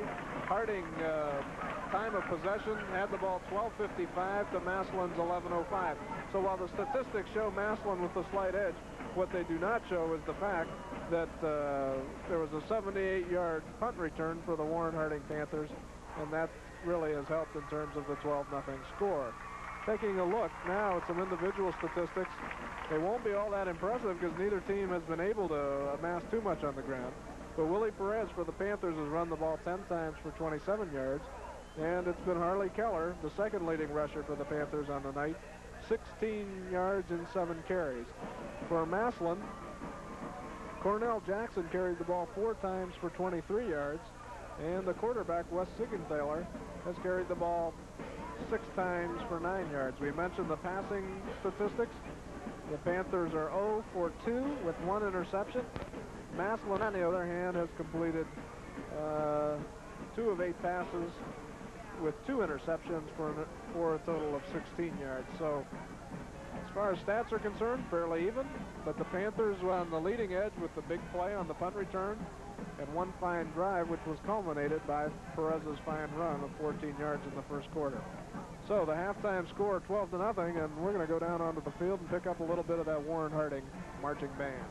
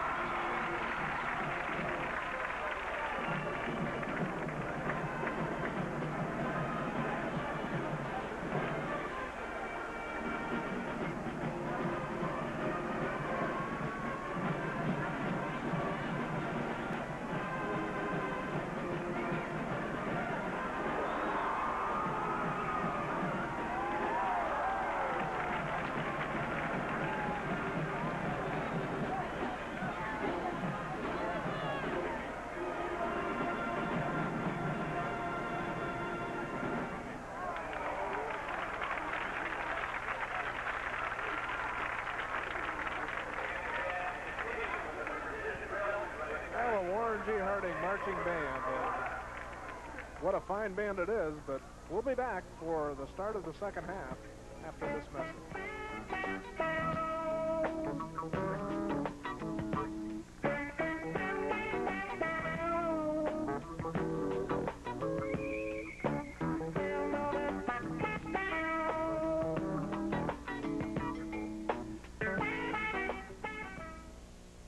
Tire in Warren has out-of-this-world values on famous Goodyear tires. You'll save on Tiempo, the original all-season still-belted radial for most every kind of weather. Tiempo is a rain tire, sun tire, snow tire, one tire that does it all. Tiempos start as low as $33.95.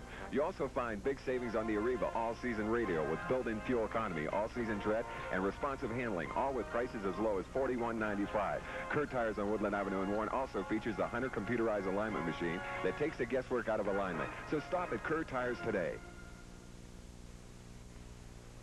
Hi, I'm Russ, and I'm eating your car, because you haven't taken it to Tough Coat. A little hood, a piece of rocker panel. Only Tough Coat Dynol uses a unique penetrant that stops existing rust and a sealant that prevents rust from starting again. It's the Tough Coat two-step system. Because the longer you wait, the more I eat. Filet of fender, my favorite. Stop at Tough Coat's new location on the Strip in Warren. Warren General Hospital recently built its first satellite medical center in Andover, Ohio. This facility, open 24 hours a day, 7 days a week, demonstrates Warren General Hospital's commitment to making quality medical care available to more people when and where they need it. Good health is spreading at Warren General Hospital.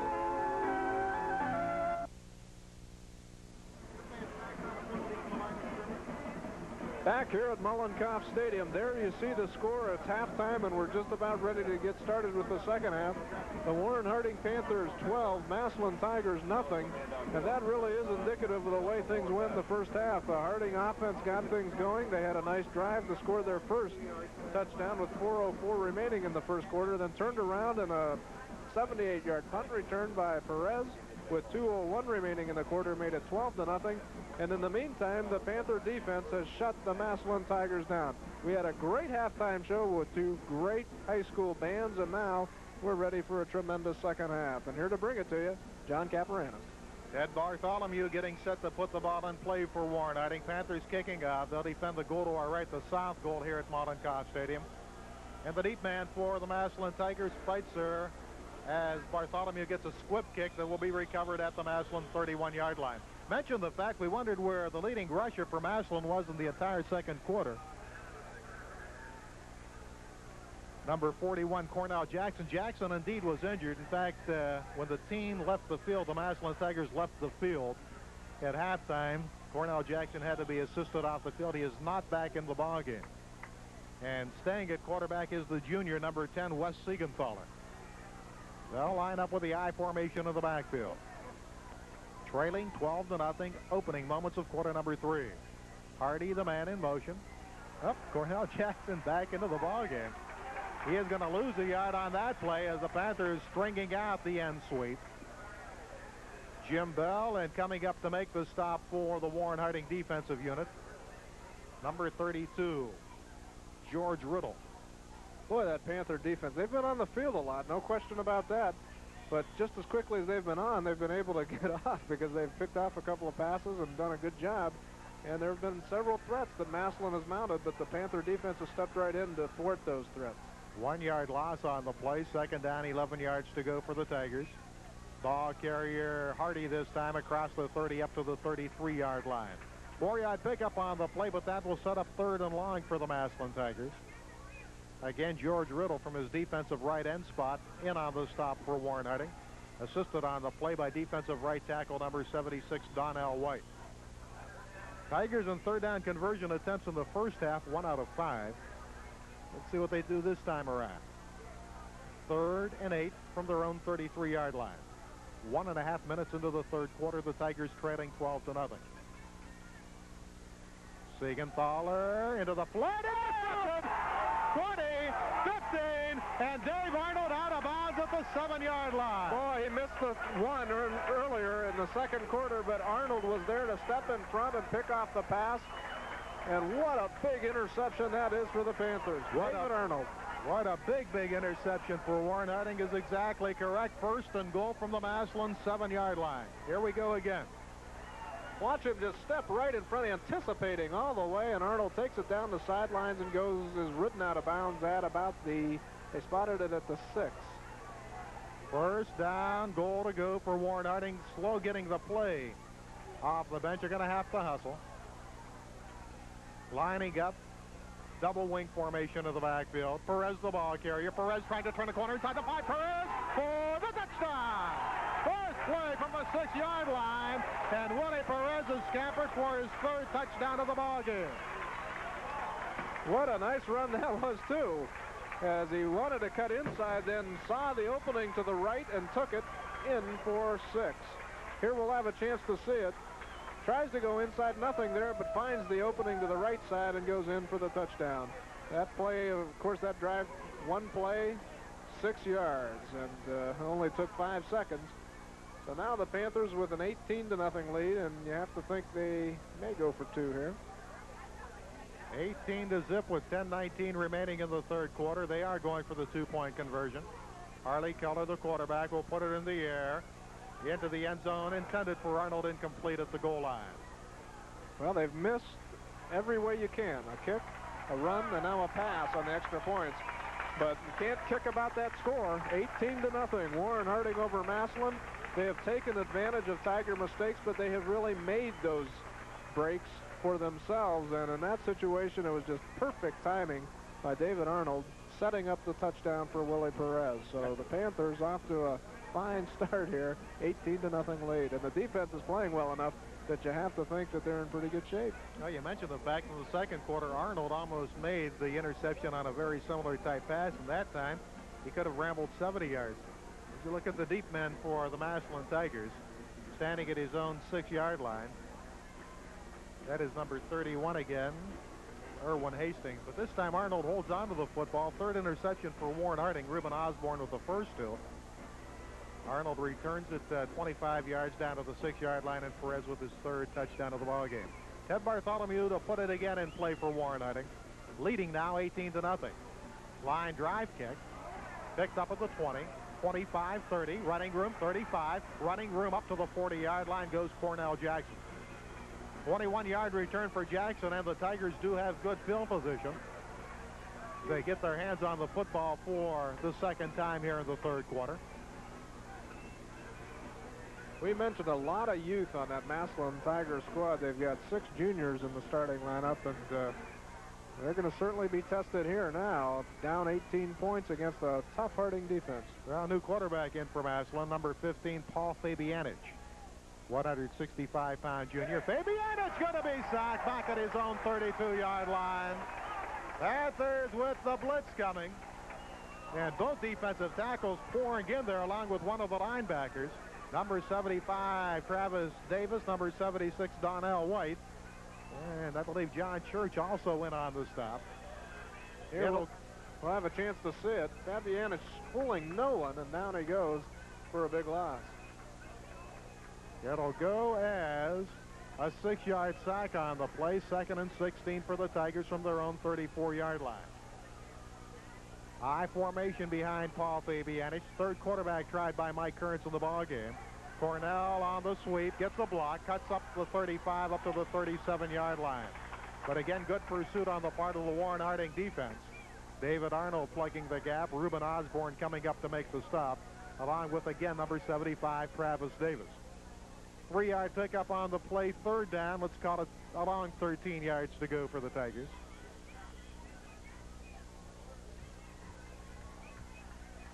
Now going to the record book, the Massillon Press Guide, to see what was the most one-sided loss to Warren Harding in the 60-game history between these two ball clubs. 3rd down and 13 from their own 37. Fabianich looking, having time, firing into the flat, incomplete, intended for Orlando at the 50-yard line. So that'll set up another punting situation for Massillon with 8 minutes 34 seconds remaining here in the 3rd quarter, and trailing Warren Harding by a score of 18-0. Actually, what we were checking out, Cap, is the last time Harding has shut out Massillon. Now, this is premature of doing this, but just in case you want to know that. 1958, last time Harding shut out Massillon, and it was 6-0. I think a guy named Paul Warfield might have played for Warren Harding. That's exactly right. How appropriate that would be. Wouldn't that be something? The boot, another nice boot by Blyleen. Fair catch by Perez, grabbed at his own 29-yard line. 34-yard punt by Scott Blyleen for the Massillon Tigers. No return by Warren Harding, and the Panthers leading 18-0.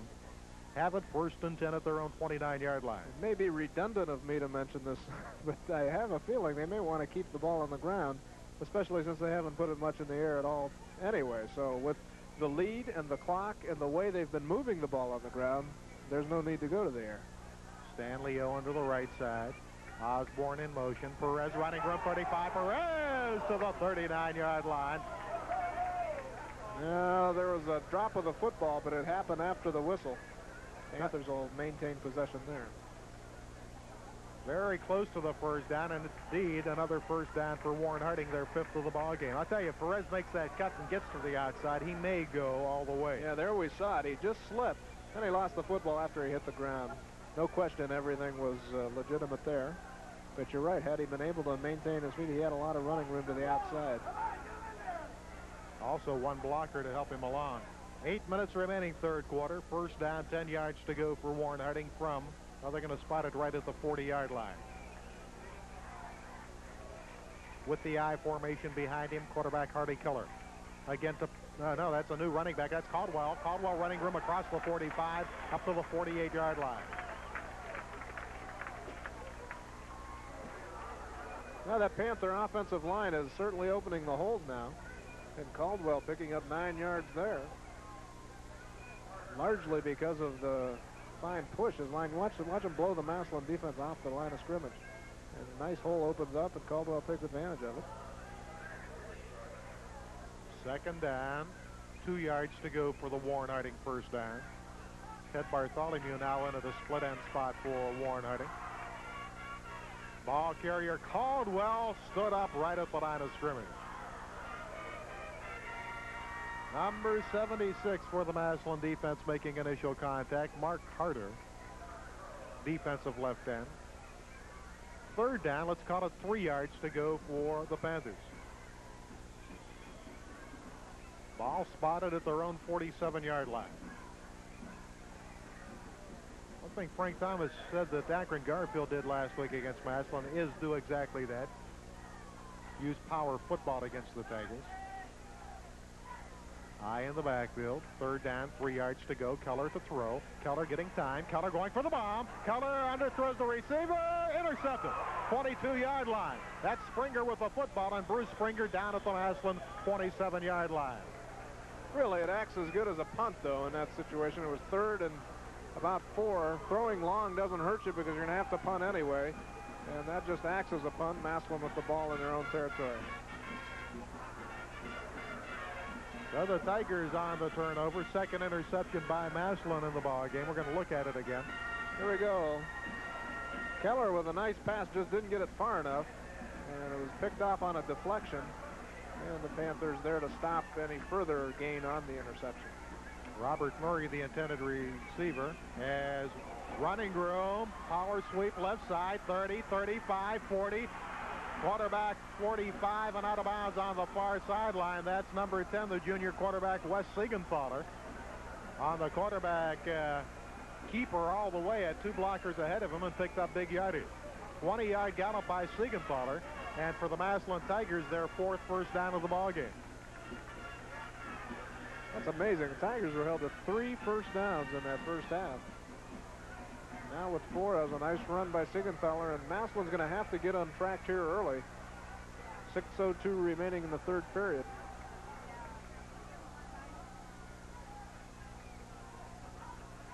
Cornell Jackson gets the fake.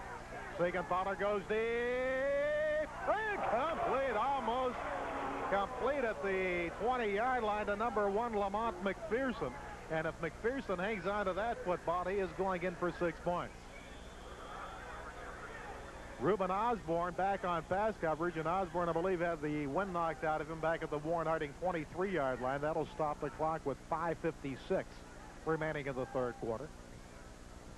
Yeah, that was almost a big play for the Tigers. And here we'll have a chance to see Siegenthaler getting some time, unloads, and almost caught there by McPherson. Had he caught it and hung on, he had 6 because he had his man beat. And the man that we're referring to is Osborne, and he's down.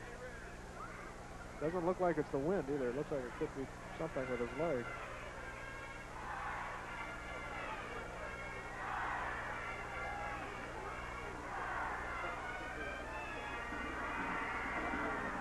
.56 remaining in the third period. Massillon Tigers with the football. And big series of downs for them, because when you get down 18 points to a defense like Warren Harding has, it's pretty difficult to come back. And Tigers wanting to get on the board here in the third quarter if they can. Play is resumed. It'll be 2nd and 10 for Massillon from their own 47-yard line. Osborne none the worse for wear as Jerry Rischel takes care of him. 2nd down, 10 yards to go.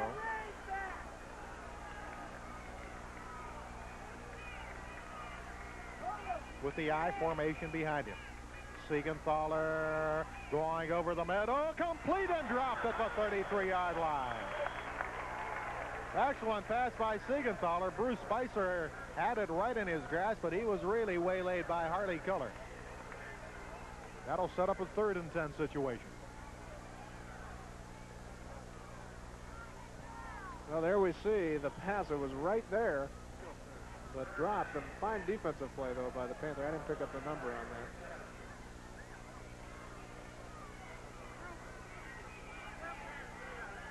Third and 10 from their own 47-yard line. Big play for Massillon. Got to keep this drive going, get some points on the board. Siegenthaler, flat pass, left side, incomplete. Trying to set up the screen to Cornell Jackson. Applying the defensive pressure for Warren Harding. Number 11 for the Panthers, Vince Galladay. So 4th down, punting situation for Massillon with 5:48 remaining third quarter. Well, another big defensive series by the Panthers. They've done a great job of holding the Tigers in check thus far tonight.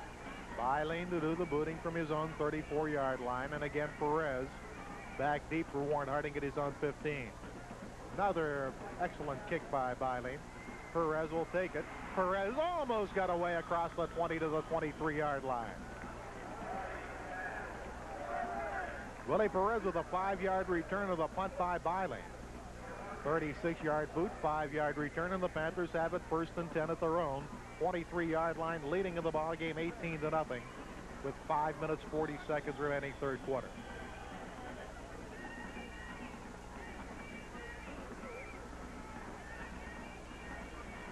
Now the Panthers with the convenience of just trying to run down some time. They've got the 18-point lead. 5:20 remaining. Every time they get their hands on the football, they can play the clock. Fumble on the snapback by Keller, and let's see. Massillon recovers at the Panther 23-yard line. That's not how you play the clock.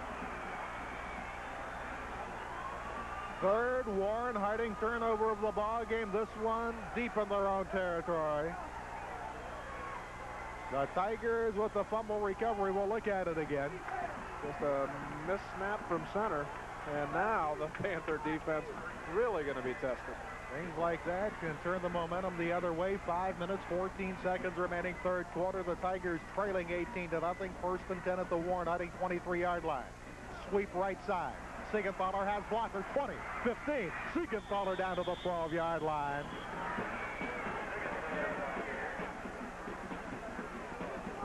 Close to the first down. Close enough that they're going to give Massillon their 5th first down of the ball game.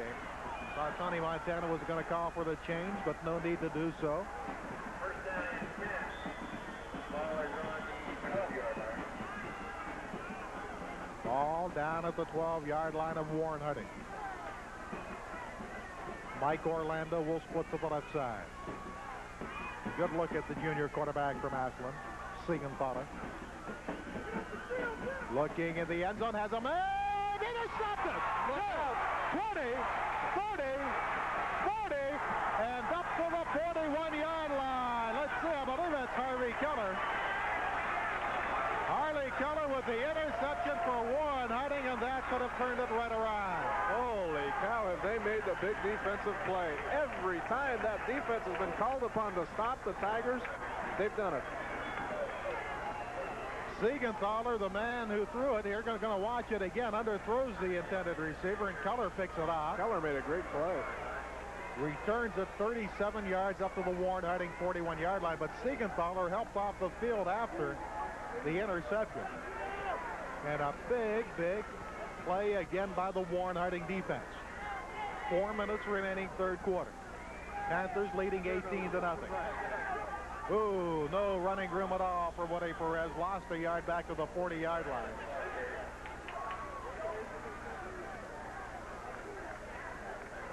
Guys, they're going to spot it back. Let's see where they put it down. This officiating crew, by the way, has 82 years, combined years of officiating experience. Ernie Kratzis has 81, and this is the first year for everybody. I was just going to say, Ernie's got at least 80 of those years, doesn't he? Yard loss on the play for Perez. Second down, 11 yards to go for the Panthers from their own 40-yard line. Again, Perez here this time for about 3 up to the 43-yard stripe. Entire middle of the Massillon defense in on the stop. Third down, caught at 8 yards to go for the Warren Harding first down. Well, now they're being able to use the clock. During that exchange, at least they've run 2 minutes off of it. And, of course, I'm clock watching. 3-touchdown lead. This Massillon team can be explosive, but the way Harding has played defense here tonight, it's just been unbelievable. When they write the chapter in the Massillon-Harding series in this particular game, they'll be talking defense. 4 intercepted passes by the Warren Harding defensive unit. Keller to throw. Into the flat area, intended for Alan Caldwell, incomplete at the Panther 45-yard line. So that'll set up a fourth down punting situation for Warren Harding with 2:38 remaining in the third. Willie Perez, we mentioned the fact his first 2 games this year, he had 100-yard efforts both ball games. Massillon defense doing a nice job in that department against Perez. Get an up-to-date statistic for you, but Willie Perez has scored 3 touchdowns. He's got 45 yards, 14 carries. Church to do the booting. Here comes the rush. Church with a nice boot. That'll drive the Massillon receiver inside his own 24 to the 25 and no more. I guess we should mention the umbrellas are up. It is raining here in Warren, Ohio, in Mullencop Stadium, and makes things a little tougher, a little more slick. The ball's going to be a little more slippery. There you see the rain falling, and it's falling a little harder than it was just a couple minutes ago. The umbrellas just went up just a couple minutes ago. So with 2:22 remaining in the third period, the weather is entering into the field of play. 38-yard boot by John Church. 2-yard return by the Tigers, number 26. That was Brian Miller. Siegenthaler to Jackson. Flag on the play. 25-27-yard line, but again a flag on the play. That's going to be holding on Massillon. It was a pretty blatant holding situation that kept the Panther defender from knocking Siegenthaler for a loss.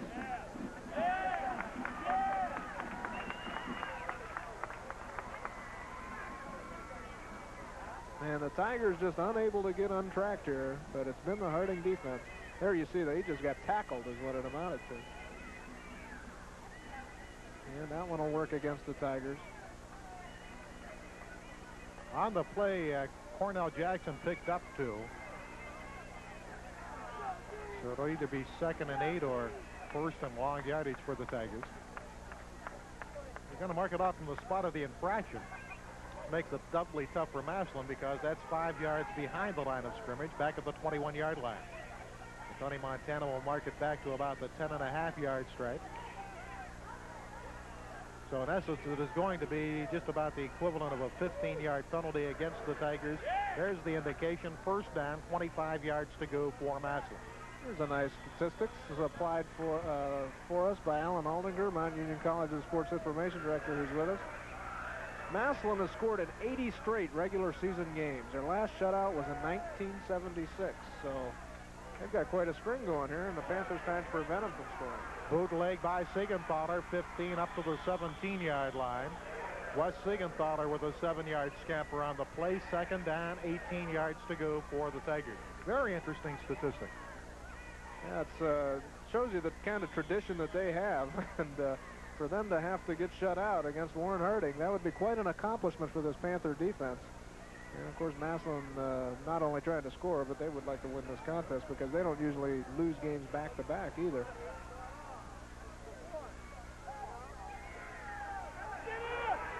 Siegenthaler under pressure, fires into the flat, complete to Spicer at the 25-yard line. That'll be an 8-yard completion on the play and set up third down, 10 yards to go. In fact, Cap, the last time Massillon lost 2 straight games was Currance's first year, 1976. He lost to Middletown and he lost to Gahanna. So, yeah, a couple more things are coming to light here as Massillon, the tradition and so forth. The Panthers trying to put an end to all of that. And Allen indicated to us that that was the first 2 games that Mike Kearns coached after leaving Lakewood St. Edwards, and both resulted in shutouts. So here we go, 3rd and 10 for the Tigers from the Panther 25-yard line. Siegenthaler going to be pressured. Siegenthaler going to be hammered at the 26-yard line. 1 yard on the play, 4th down, punting situation for the Tigers, less than 1 minute remaining, 3rd quarter. Yeah, we're getting a taste of that Panther defense as every time they've been asked to do the job, they've done it. Here we see Siegenthaler rolling to his left. The pursuit is tremendous, and it's the cornerback, I think, that comes up and makes the tackle. Scott Beiling again to do the booting, this time from his own 13-yard line. Perez and Harley Keller, the deep men for the Panthers, at their own 35. End over end kick by Beiling. Fair catch by Perez, and he'll hang on to it at the Panther 40-yard line. 34-yard punt by Beiling. No return by the Panthers. First down, 10 yards to go for Warren Harding, leading 18-0 over the Massillon Tigers with 24 seconds remaining. There you see it in the 3rd quarter. Next week, Panthers will enter Still Valley Conference play against the Holland Tigers. We'll have that ball game for you. And then Saturday night, the other Trumbull County duo in the Still Valley Conference, Warren Western Reserve and Niles McKinley from Bo Ryan Memorial Stadium. Great high school action coming up. This is great high school action, too. That wasn't great high school action, however, as the Panthers jumped. Procedure penalty against Warren Harding. Will move it back to the 35-yard line. Set up a 1st and 15. Bob Church, your reaction on what's happened up to this point? Well, Harding is showing signs of coming through with the offense. Harley Keller's doing a nice job. As you said, Willie Perez is doing his usual excellent job. And the offense is also mixing it up. Caldwell, Ash, other guys are running the ball. And you can't say enough about this Harding defense. They've turned Massillon away every time they've been asked to. 1st and 15 from their own 35-yard line. Eye in the backfield. Front man for nothing. First man through on the eye. That's Woody Perez. No gain on the play. That will set up a 2nd and 15 for the Panthers, and that could have been the last play of the 3rd quarter.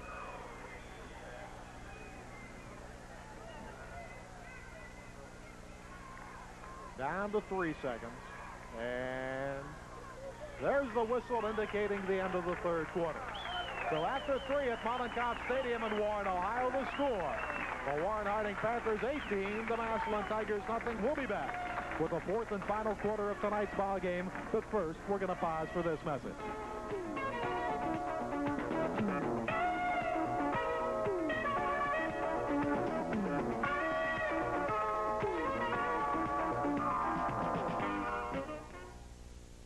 Service is a family tradition at Malise Appliance. For over 60 years, Malise has provided the area with the best selection of brand name appliances backed with a reputation for dependable service and a courteous professional sales staff. At Malise, you'll find super savings on all famous lines. Hi, Tom Lee here. The 85 Sylvanias are here. That means one thing, bargains on the 84s and deals on the 85s. But you want more, parts, service, delivery. You get it all at Malise.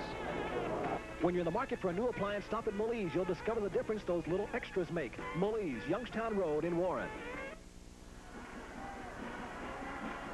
We're back at Mollenkopf Stadium, ready for the last quarter of action. 18-0 Harding leads. Cap.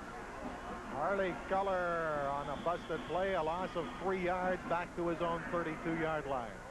So that'll set up third down, about 18 yards to go for the Panthers. And again, all of the scoring for Warren Harding this evening coming on the running talents of senior fullback number 9, Willie Perez. 60th meeting between Warren Harding and the Massillon Tigers. And the only thing that has really tainted tonight at all, since it is Warren's time to honor Paul Warfield, a little bit of rain that we had in the third quarter, but outside of that, it's been a most enjoyable evening for Warren Harding fans. Keller looking. Keller getting pressure. Keller firing the football out of bounds. Intended receiver at the 50-yard line, Stanley Owen. But the incompleted pass will set up another punting situation for Warren Harding.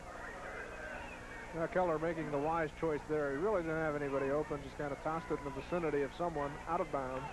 Panthers will turn it over and just keep doing what they've been doing all game, play defense. John Church to do the booting from his own 20-yard line.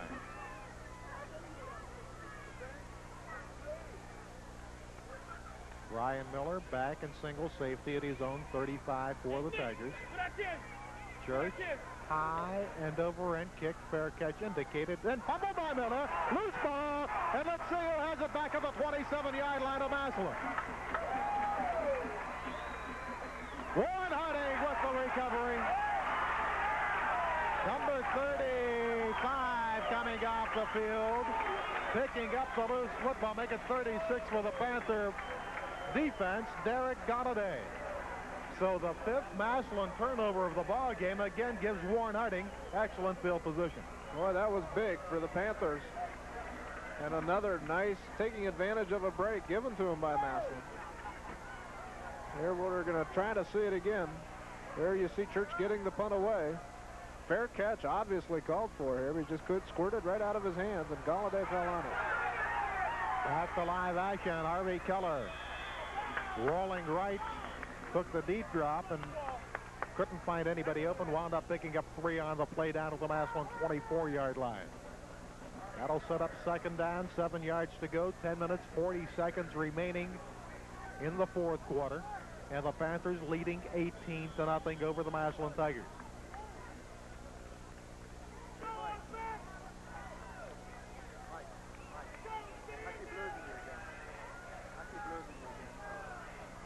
Keller with only Perez behind him in the backfield.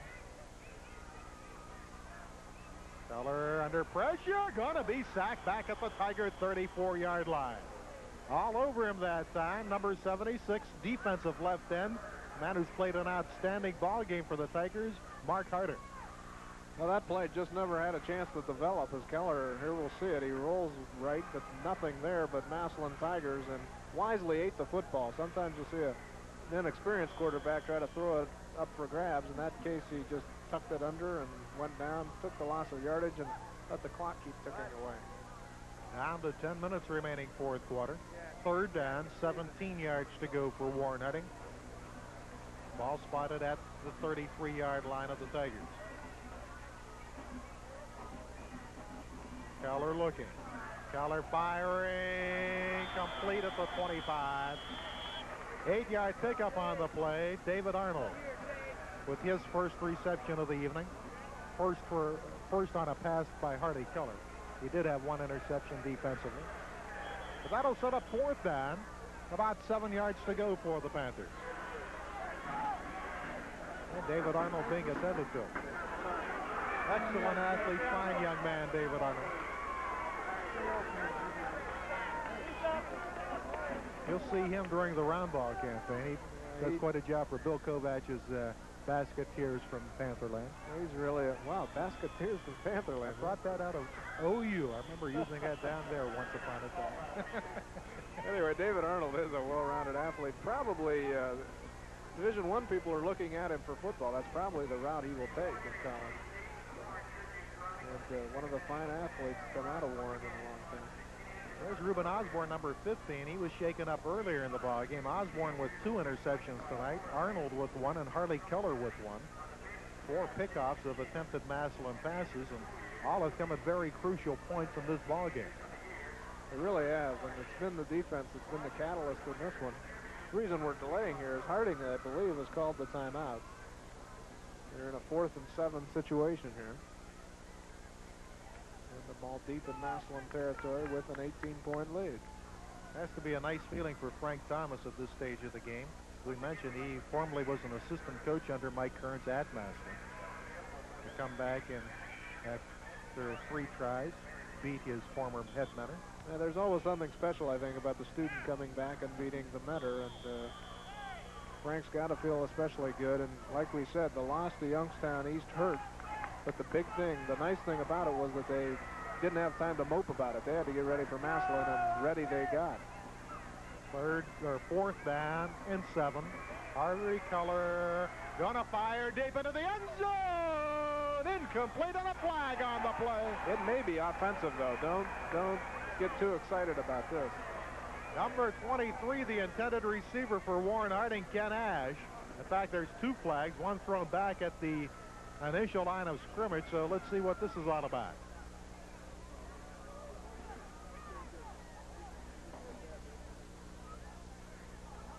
Holding Panthers, interference, Massillon offsetting.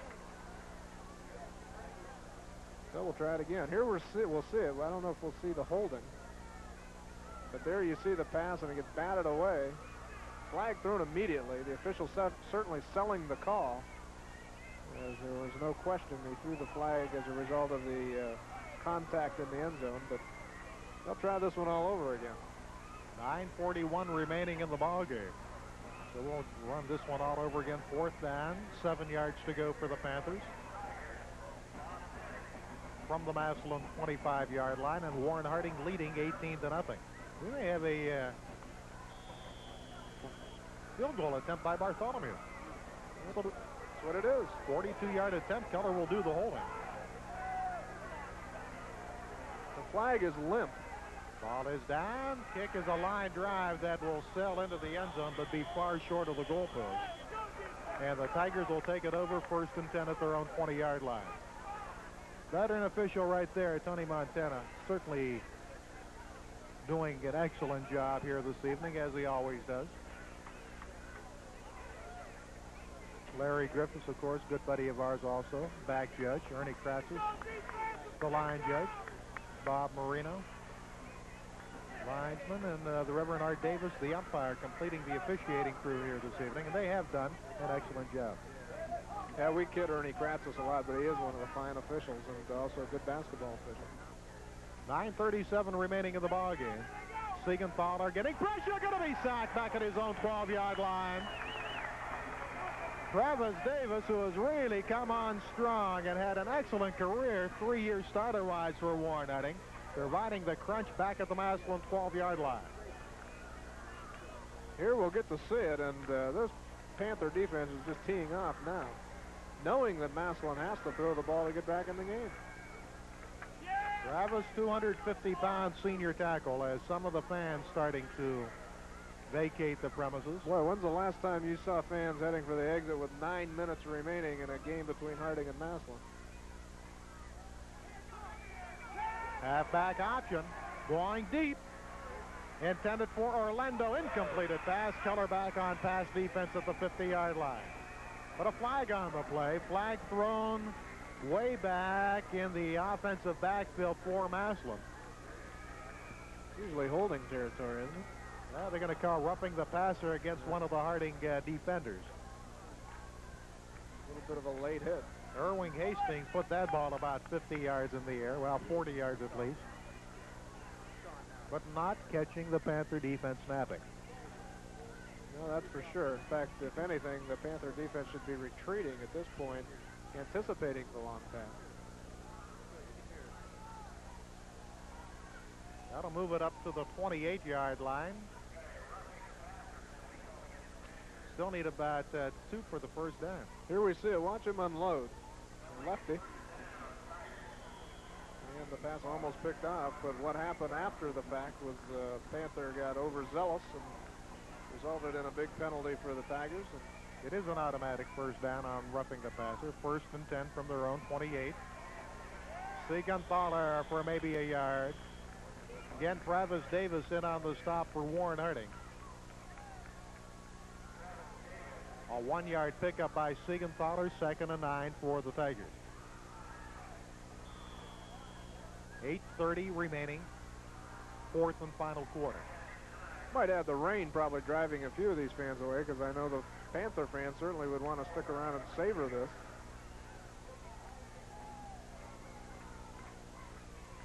Ball at the Massillon 29-yard line. Ball carrier Jackson finds running room to the outside. Jackson 35, Jackson 40 has a blocker. Jackson 45, 46-yard line. Nifty bit of running by Darnell Jackson. Pickup of 17 on the play, and for the Massillon Tigers, their 7th first down of the ball game. Comes with 8 minutes, 3 seconds remaining in the 4th quarter. Now, of course, the fans don't realize this, but sure would be interesting to see the Panthers shut the Tigers out, wouldn't it? Especially if you're a Panther fan.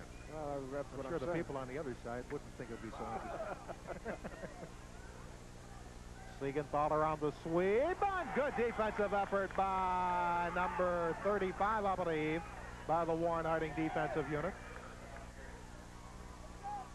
Now, that's number 36, Derek Galladay, the man who earlier recovered the muffed punt by Massillon earlier in the quarter. It'll be a 5-yard loss and call it 2nd down and 15 for the Tigers with 7:20 remaining 4th quarter.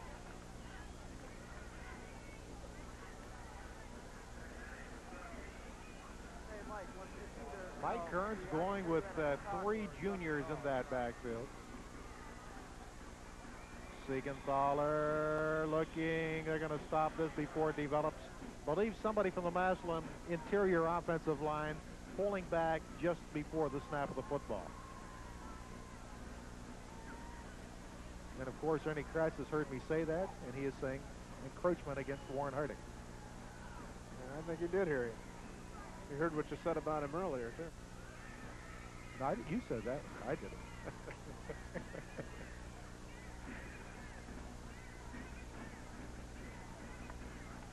5-yard mark-off will move it up to the 46-yard line of the Tigers. Very close to the original line of scrimmage. 2nd down, a long 10 yards to go for Massillon.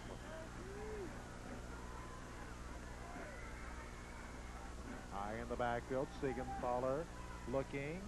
Right side, down and out pattern, complete to Bruce Spitzer into Panther territory at the Warren Harding 46-yard line. Pickup of about 8 on the plate. 3rd down, 2 yards to go for the Tigers. Both teams really unimpressive in 3rd down conversion attempts tonight. The Tigers 1 out of 9, and Warren Harding 1 out of 10. But the Panthers have the statistic that counts, the 18 points on the board with 6:30 remaining 4th quarter.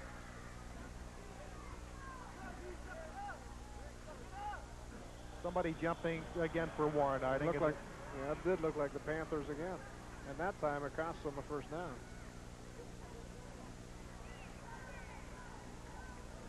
You might think, well, Panthers getting a little anxious, but it's also a little tougher. The footing's a little tougher out there because it's been raining for close, well, over a half hour now, probably. Things are getting a little slick down there.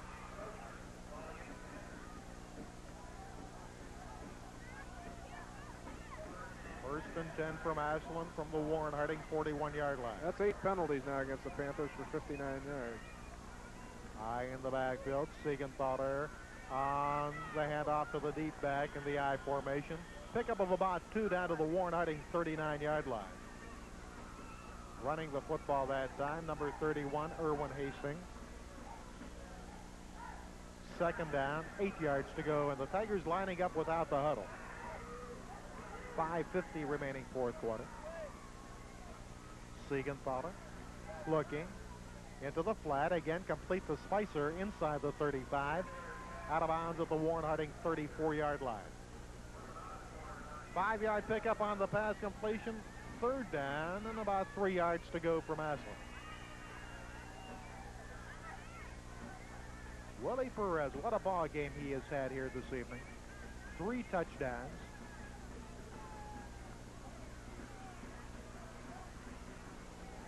one on a 71-yard punt return.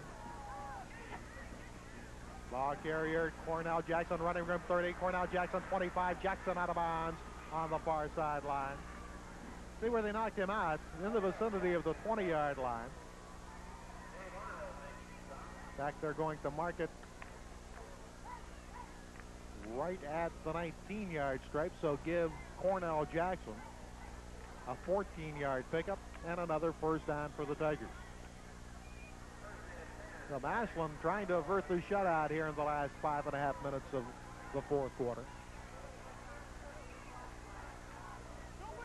Ball carrier, Hastings inside the 15 down to the 12-yard line. Erwin Hastings with a pickup of 7 on the play. Second down, 3 yards to go for the Massillon first down. Hastings did a good job of keeping his feet. He slipped initially and then almost slipped again, but managed to pick up 7 yards. Arnold in on the tackle, and again the Tigers going without the huddle. There you see the first slip. Siegenthaler finds a little bit of running room down to the 10, close to the first down. 2-yard pickup on the play down to the 10-yard line. Third down. And about a long yard to go for the Massillon first down. Siegenthaler a little perturbed, I guess, about that tackle. I don't know. He seems very upset. And so upset, I guess the Tigers have to call timeout. 4:46 remaining in the game. Panthers leading 18-0. Massillon on the move. Harding trying to keep the shutout. The game, of course, anything can happen in 4:46. A lot of funny things. The field is wet, prone to the fumble and turnover and so forth. So Panthers can't afford to be complacent even with the lead, because the Tigers are on the move here. And it would be a big defensive series if the Panthers could halt it right here. There you see some of the faithful remaining in the rain. Quite pleased with the way the Panthers have played. The defense has been just about flawless. I mean, they've really played a tremendous game. If there's to be a game ball awarded after this one, the entire defense deserves it. On the other hand, the offense, Willie Perez has supplied a lot of that offense. He did so with a 14-yard run in the first quarter. Then he had the 78-yard punt return and scored the third touchdown on a 6-yard run. If there's one minus, I guess you point to the fact that the Panthers have been unable to convert any extra points. Third down, 1 yard to go from just outside the Warren Harding 10-yard line. Massillon with the football. Junior quarterback Wes Siegenthaler gives the ball to his fullback, gets the first down inside the 5 down to the 4-yard line.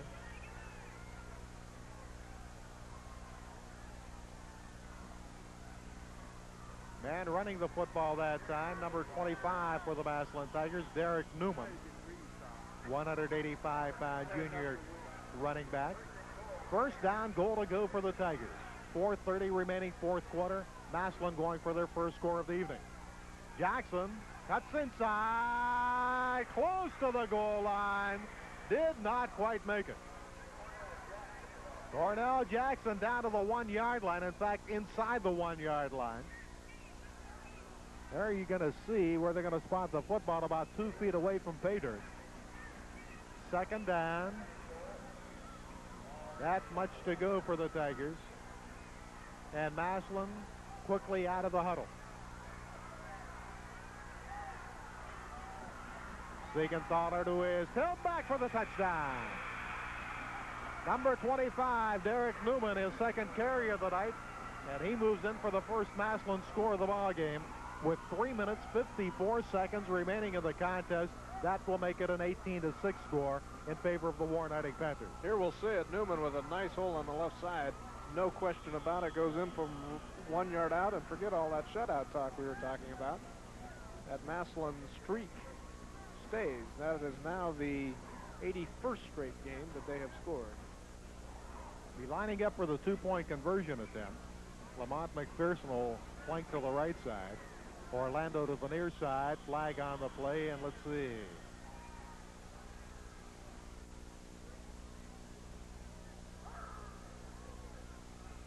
Again, encroachment against the Panthers. Will move it down to the 1.5-yard line. That Massillon drive, 80 yards, 14 plays, elapsed time 5:43, a fine drive by the Tigers. And maybe a little bit too late, but still 3:54 remaining. And this is a big two-point conversion because if they get it, it puts them within touchdown and then field goal range. Siegenthaler to, busted play, and let's see, still a live ball, but Warren Harding finally falls on it back at the 6-yard line. Jim Bell fell on the loose football, and the two-point conversion attempt by Massillon is no good, so we've had 4 touchdowns scored this evening, and we're still looking for our first conversion of the night. 18-6 the score. Warren Harding leading with 3:54 remaining, fourth and final quarter. Well, now you think about strategy, and you have to believe Massillon will try the onside kick, and anything can happen with this wet field and the rain still coming down. So hold on to your hats. This one's not over by any means. 18-6 our score. The Panthers have played a great ball game, and Massillon, to their credit, when it looked like they were going to get shut down 18-0, marched the ball 80 yards on a fine drive, culminated by that 1-yard run by Newman. And now the Tigers in a kickoff situation, and Harding has to be anticipating the onside kick. Mike Norris will do the kicking off for the Oakland A's. Excuse me, the Massillon Tigers. Whatever happened to Mike Norris? Willie Perez, the only deep man, back at his own 9-yard line. See how the Tigers play it.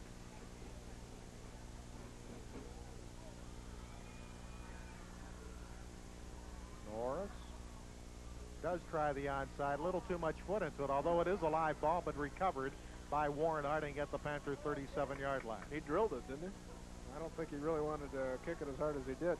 Panthers were playing the onside here. They only had one man back. And now it's a matter of running off a little bit of time for the Warren Harding Panthers, making sure they hang on to that football. Tigers with 2 timeouts remaining.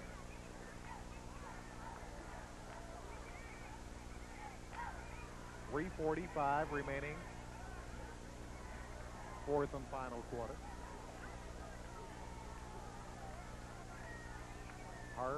Harley Keller gives the ball to Caldwell. 40, 45, Caldwell 50, Caldwell 45-yard line of the Massillon Tigers. In fact, they're going to spot him down at the 44-yard line. I think that's the biggest gallop for Alan Caldwell from scrimmage this year. 18-yard pickup, first down, 10 yards to go for Warren Harding.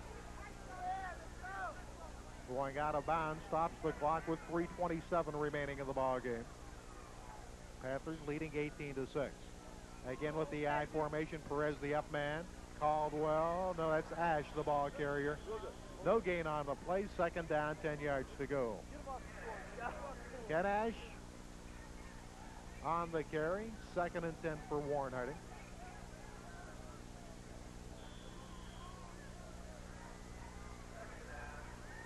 By the way, I'd like to make mention of the fact that the Panther mascot this year, Alan Mullen. Second down, 10 yards to go. Less than 3 minutes remaining, fourth and final quarter. There you see Al. Very personable young man. Really, I thought that was a real Panther. Ball carrier again, Ash, trying to get outside. Gets down to the 40-yard line. Stays in bounds to keep the clock moving. 3-yard pickup on the play. In fact, let's make it a 4-yard gallop by Ash. Third down, 6 yards to go for Warren Harding. 60th meeting between the Massillon Tigers and the Warren Harding Panthers.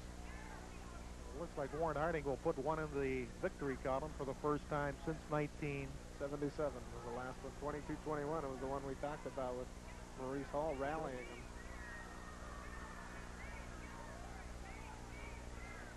Kent Offenbecker was the quarterback for the Tigers that year. He went down to Ohio State, I think, and played a little bit for the Buckeyes. Draw play for about a yard. Again, Kenny Ash, the ball carrier. Timeout called by the Massillon Tigers as the Panthers will find themselves with a fourth down, about 5 yard to go situation from the Massillon 39-yard line.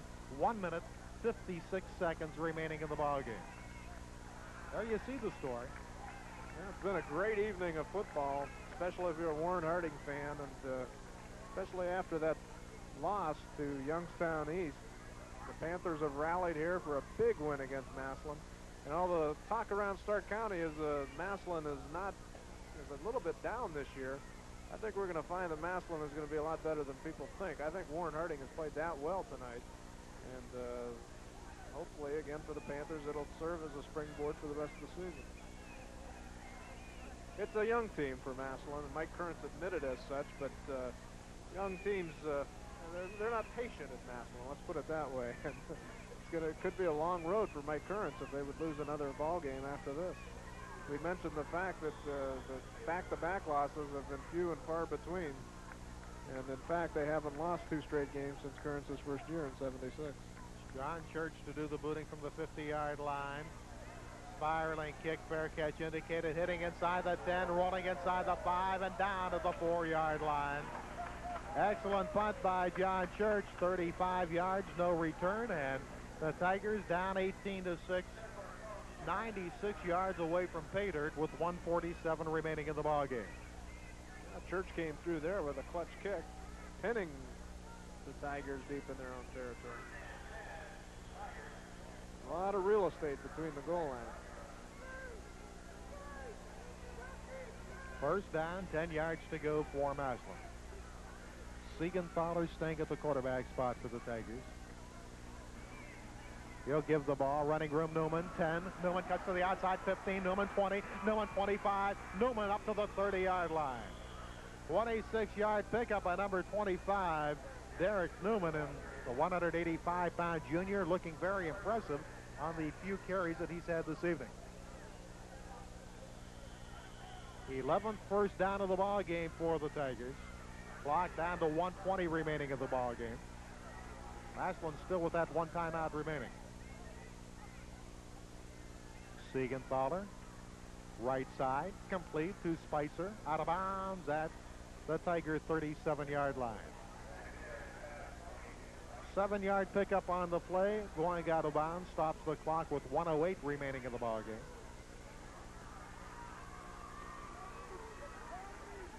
Tigers trailing 18-6. I gotta tell you, the Tigers are showing a lot of poise in this fourth quarter. They've marched the ball 80 yards for a touchdown. This drive's looking pretty good, just on a run and a pass, and you have to be impressed. This is what you call pride in a ball club. A lot of teams would have thrown in the towel, but with a tradition like Massillon, they just won't let you quit. Blitz time, and quarterback Siegenthaler hammered back at the 30-yard line. And who did it? The man who's done just about everything for Warren Harding tonight, number 9, Woody Perez. Boy, Perez has had a great game offensively and now defensively with the sack. 7-yard loss on the play, third down, along 10 yards to go for the Tigers. Inside 1 minute remaining in this ball game. Panthers going to go 2-1 on the 1984 campaign. Siegenthaler looking. Siegenthaler into the flat and complete up at the 39-yard line. Again, number 5 on the receiving end, the wide receiver, Bruce Spicer. Fourth down, about 2 yards to go for the Tiger first down, and the clock showing 30 seconds remaining, fourth and final quarter. Spicer's been on the receiving end of 5 of the last 6 passes by Siegenthaler. Mike Orlando splitting to the left side.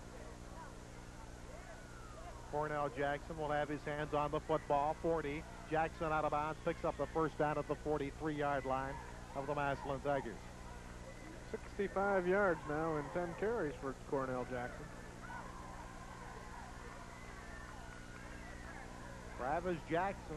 Travis Davis one more time in on the stop for Warren Harding. Going out of bounds will stop it with 26 seconds remaining, fourth quarter.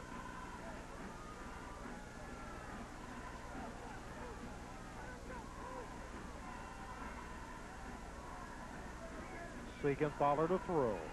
Siegenthaler now going to run with the football, 45, 50 into Panther territory, down to the Warren Harding 47-yard line. 10-yard pickup on the play, very close to another Massillon first down.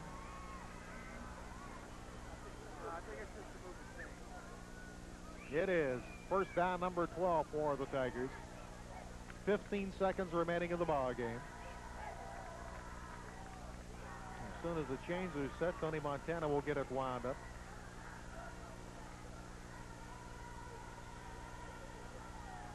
Could be the last play of the ball game.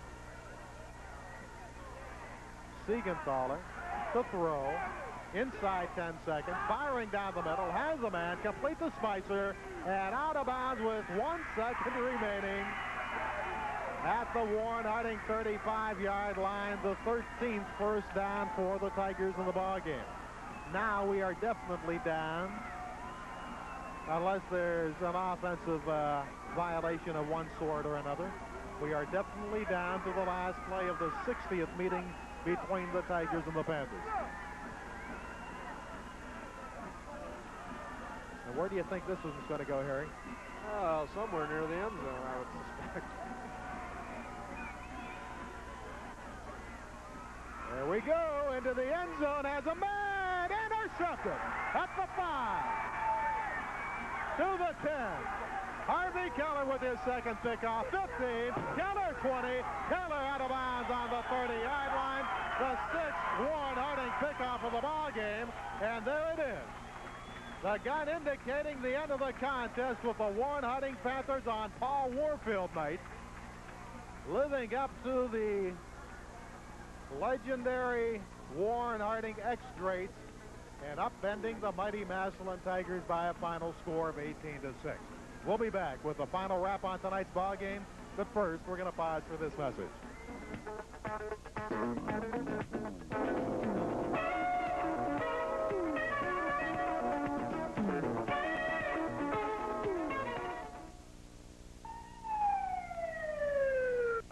I understand he killed all 3 of them. Yes, he did.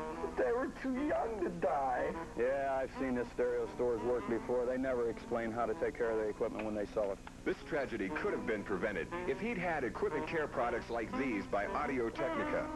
Custom Sound Company also offers extended warranty protection plans to avert untimely stereo and video failure. This didn't have to happen. Don't let it happen to you. Visit any Custom Sound Company location nearest you. That special store in Cortland has special apparel for women and children. Hi, my name's Gwen Bollinger, and I'd like to invite you to Linville's, that special shop in Cortland.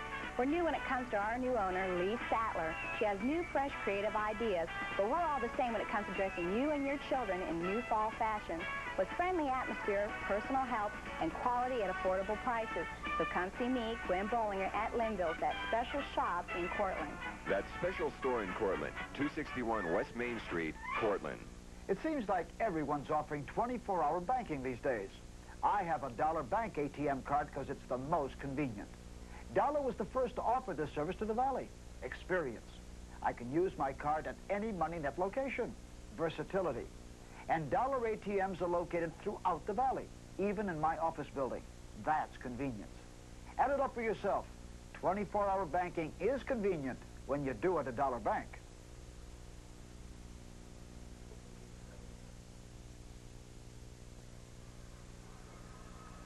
Back here at Mollenkopf Stadium in Warren, Ohio, we've just seen the Warren Harding Panthers upend arch rival Massillon Tigers by a final score of 18-6 in the 60th meeting between these two football tradition-rich ball clubs. This is the way the scoring went in the ball game. Panthers opened it up. Second time they had their hands on the football after the defense, which really did a superb job for Warren Harding this evening. Defense stopping Massillon on downs at the Warren Harding 29-yard line.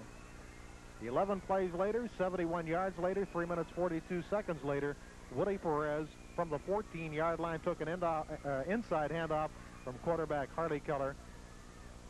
Rambled all the way into the end zone for the touchdown. That score coming with 4 minutes 4 seconds remaining in quarter number 1. The Panthers led 6-0. The extra point attempt was no good, and Warren Harding led 6-0. Next time the Panthers touched the football, again it was number 9, Woody Perez. Perez this time fielding a Massillon punt at his own 22-yard line, found the one on the near sideline and rambled 78 yards for the touchdown. Again, the extra point attempt was no good, and with 2:01 remaining in the first quarter, Warren Harding found themselves leading the Massillon Tigers 12-0. No scoring in the second quarter, so at halftime, the Panthers continue to enjoy that 12-0 lead. Third quarter, probably the key play in the ball game occurred when early in the third quarter, Dave Arnold picked off a Wes Siegenthaler flat pass at about the 25-yard line of the Massillon Tigers returned it all the way down to the Massillon 6. Panthers on the first play again gave it to number 9, Willie Perez, and Perez rambled into the end zone for his third touchdown of the ball game. That score came with 10:19 remaining in the third quarter. That gave the Panthers a lot of breathing room. They led 18-0.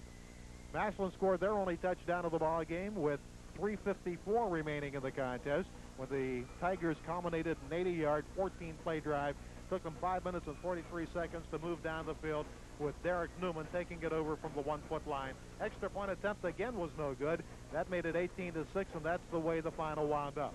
The Warren Harding Panthers with their second victory of the 1984 campaign, defeating the Massillon Tigers by a final score of 18-6. Harry? Quickly through the team statistics, you wouldn't think that Harding had the 18-6 win. Massillon gained 155 yards on the ground to Harding's 111. And in the passing category, 62 yards for Massillon to Harding's 19. So Massillon with 217 to 130 over Harding. Yeah, speaking of passing, Massillon 9 of 21 for those 62 yards. Harding 1 of 7 for 19. But of course the key, 5 Massillon passes were intercepted by Panthers. Penalties, Harding penalized 9 times for 61 yards. Massillon 3 times for 42 yards. Massillon with 14 first downs to Harding's 10. When you look though, the first 3 quarters, it was all Harding. Massillon winning probably the 4th quarter, but again, Harding on a 18-0 score, probably playing a little bit of retreat on the defense, and did a fine job all night long. It was really the defense's game as they made the big plays when they had to, and as far as the offense was concerned, they got the big plays. And of course, Willie Perez getting 3 touchdowns for the Panthers. Taking a look at individuals real quickly, it was Wes Siegenthaler's night on running. He had 41 yards, 15 carries, but we mentioned a kind of a tough night in the passing category. Cornell Jackson led all rushers with 65 yards and 10 carries for the Massillon Tigers. The Panthers got a good evening out of Willie Perez, as we mentioned, with the 3 touchdowns. He also had 45 yards rushing, 15 carries, and Alan Caldwell had 38 yards on 8 carries. So, big win for the Harding Panthers, and chalk up another one in this series between the Panthers and Tigers in what was a thriller, as Harding comes up with a victory for the first time over the Tigers since 1977. Cap? Bob Church, you had to be impressed with the Warren Harding defense tonight. Well, Cap, Harding's played defense for a long time, ever since Tom Battas had a hand in this back in 1971. And it's funny, but I think kids play defense, and they want to play defense for Harding. It's kind of tough to get kids to want to play offense. Now, I don't know, if it's that way this year or not. But again, the defense stuck it and stuck it and stuck it, and the offense has to be applauded because they made it a big play when they had to. Harley mixed it up well. The offensive coordinator did a real nice job, and they've got to be real pleased with this win and be looking forward to Steel Valley action. Final question. Warren Harding beating one of their arch rivals here this evening.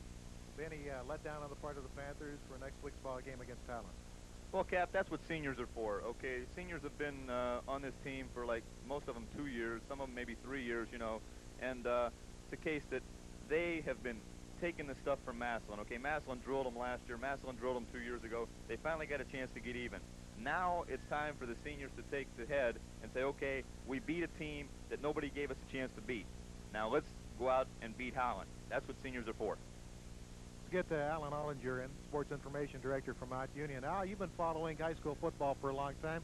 Your impressions on tonight's ball game? Name of the game in high school football is defense, and Warren Harding proved that they can play with the best. And Massillon may be a little down this year, but nonetheless, Harding has to be proud of their effort tonight. Any one particular thing impress you this evening? Just Harding's hustle on defense, and they never gave up. They kept coming at Massillon, and when they gave their offense a chance to move the ball, they did it. Okay, Al, thank you very much. That about wraps things up for Mollenkopf Stadium in Warren, Ohio. Final score one more time. The Massillon Tigers falling to the Warren Harding Panthers in the 60th meeting between those two ball clubs. There you see the final. The Panthers under Frank Thomas, now 2-1 on the 1984 campaign. They came in with 18 points. The Massillon Tigers falling to 1-2, in with a total of 6. 18-6 the final. Next week, one more time. Still not a conference-wise, one of the toughest conferences AAA-wise in the state of Ohio. Next week, we'll follow the Panthers in their post-Massillon victory ball game against the Holland Tigers. Friday night. Saturday night, we'll move down to Bo Ryan Memorial Stadium in Niles for the clash between the Warren Western Reserve Raiders and the Niles McKinley Red Dragons. So speaking for our cameraman tonight, Joe Sabat, Mark Pinion, Mike Sophos, our producer, Mike Sophos, engineer Tom Zoccolo, director Mike Sparacino. Thanks to Alan Ollinger for Sports Information Director for Mount Union for valuable assistance here this evening. Bob Church for his fine job. My sidekick, Harry Paytas. I'm John Caparenis, inviting you to have a good night, sports fans.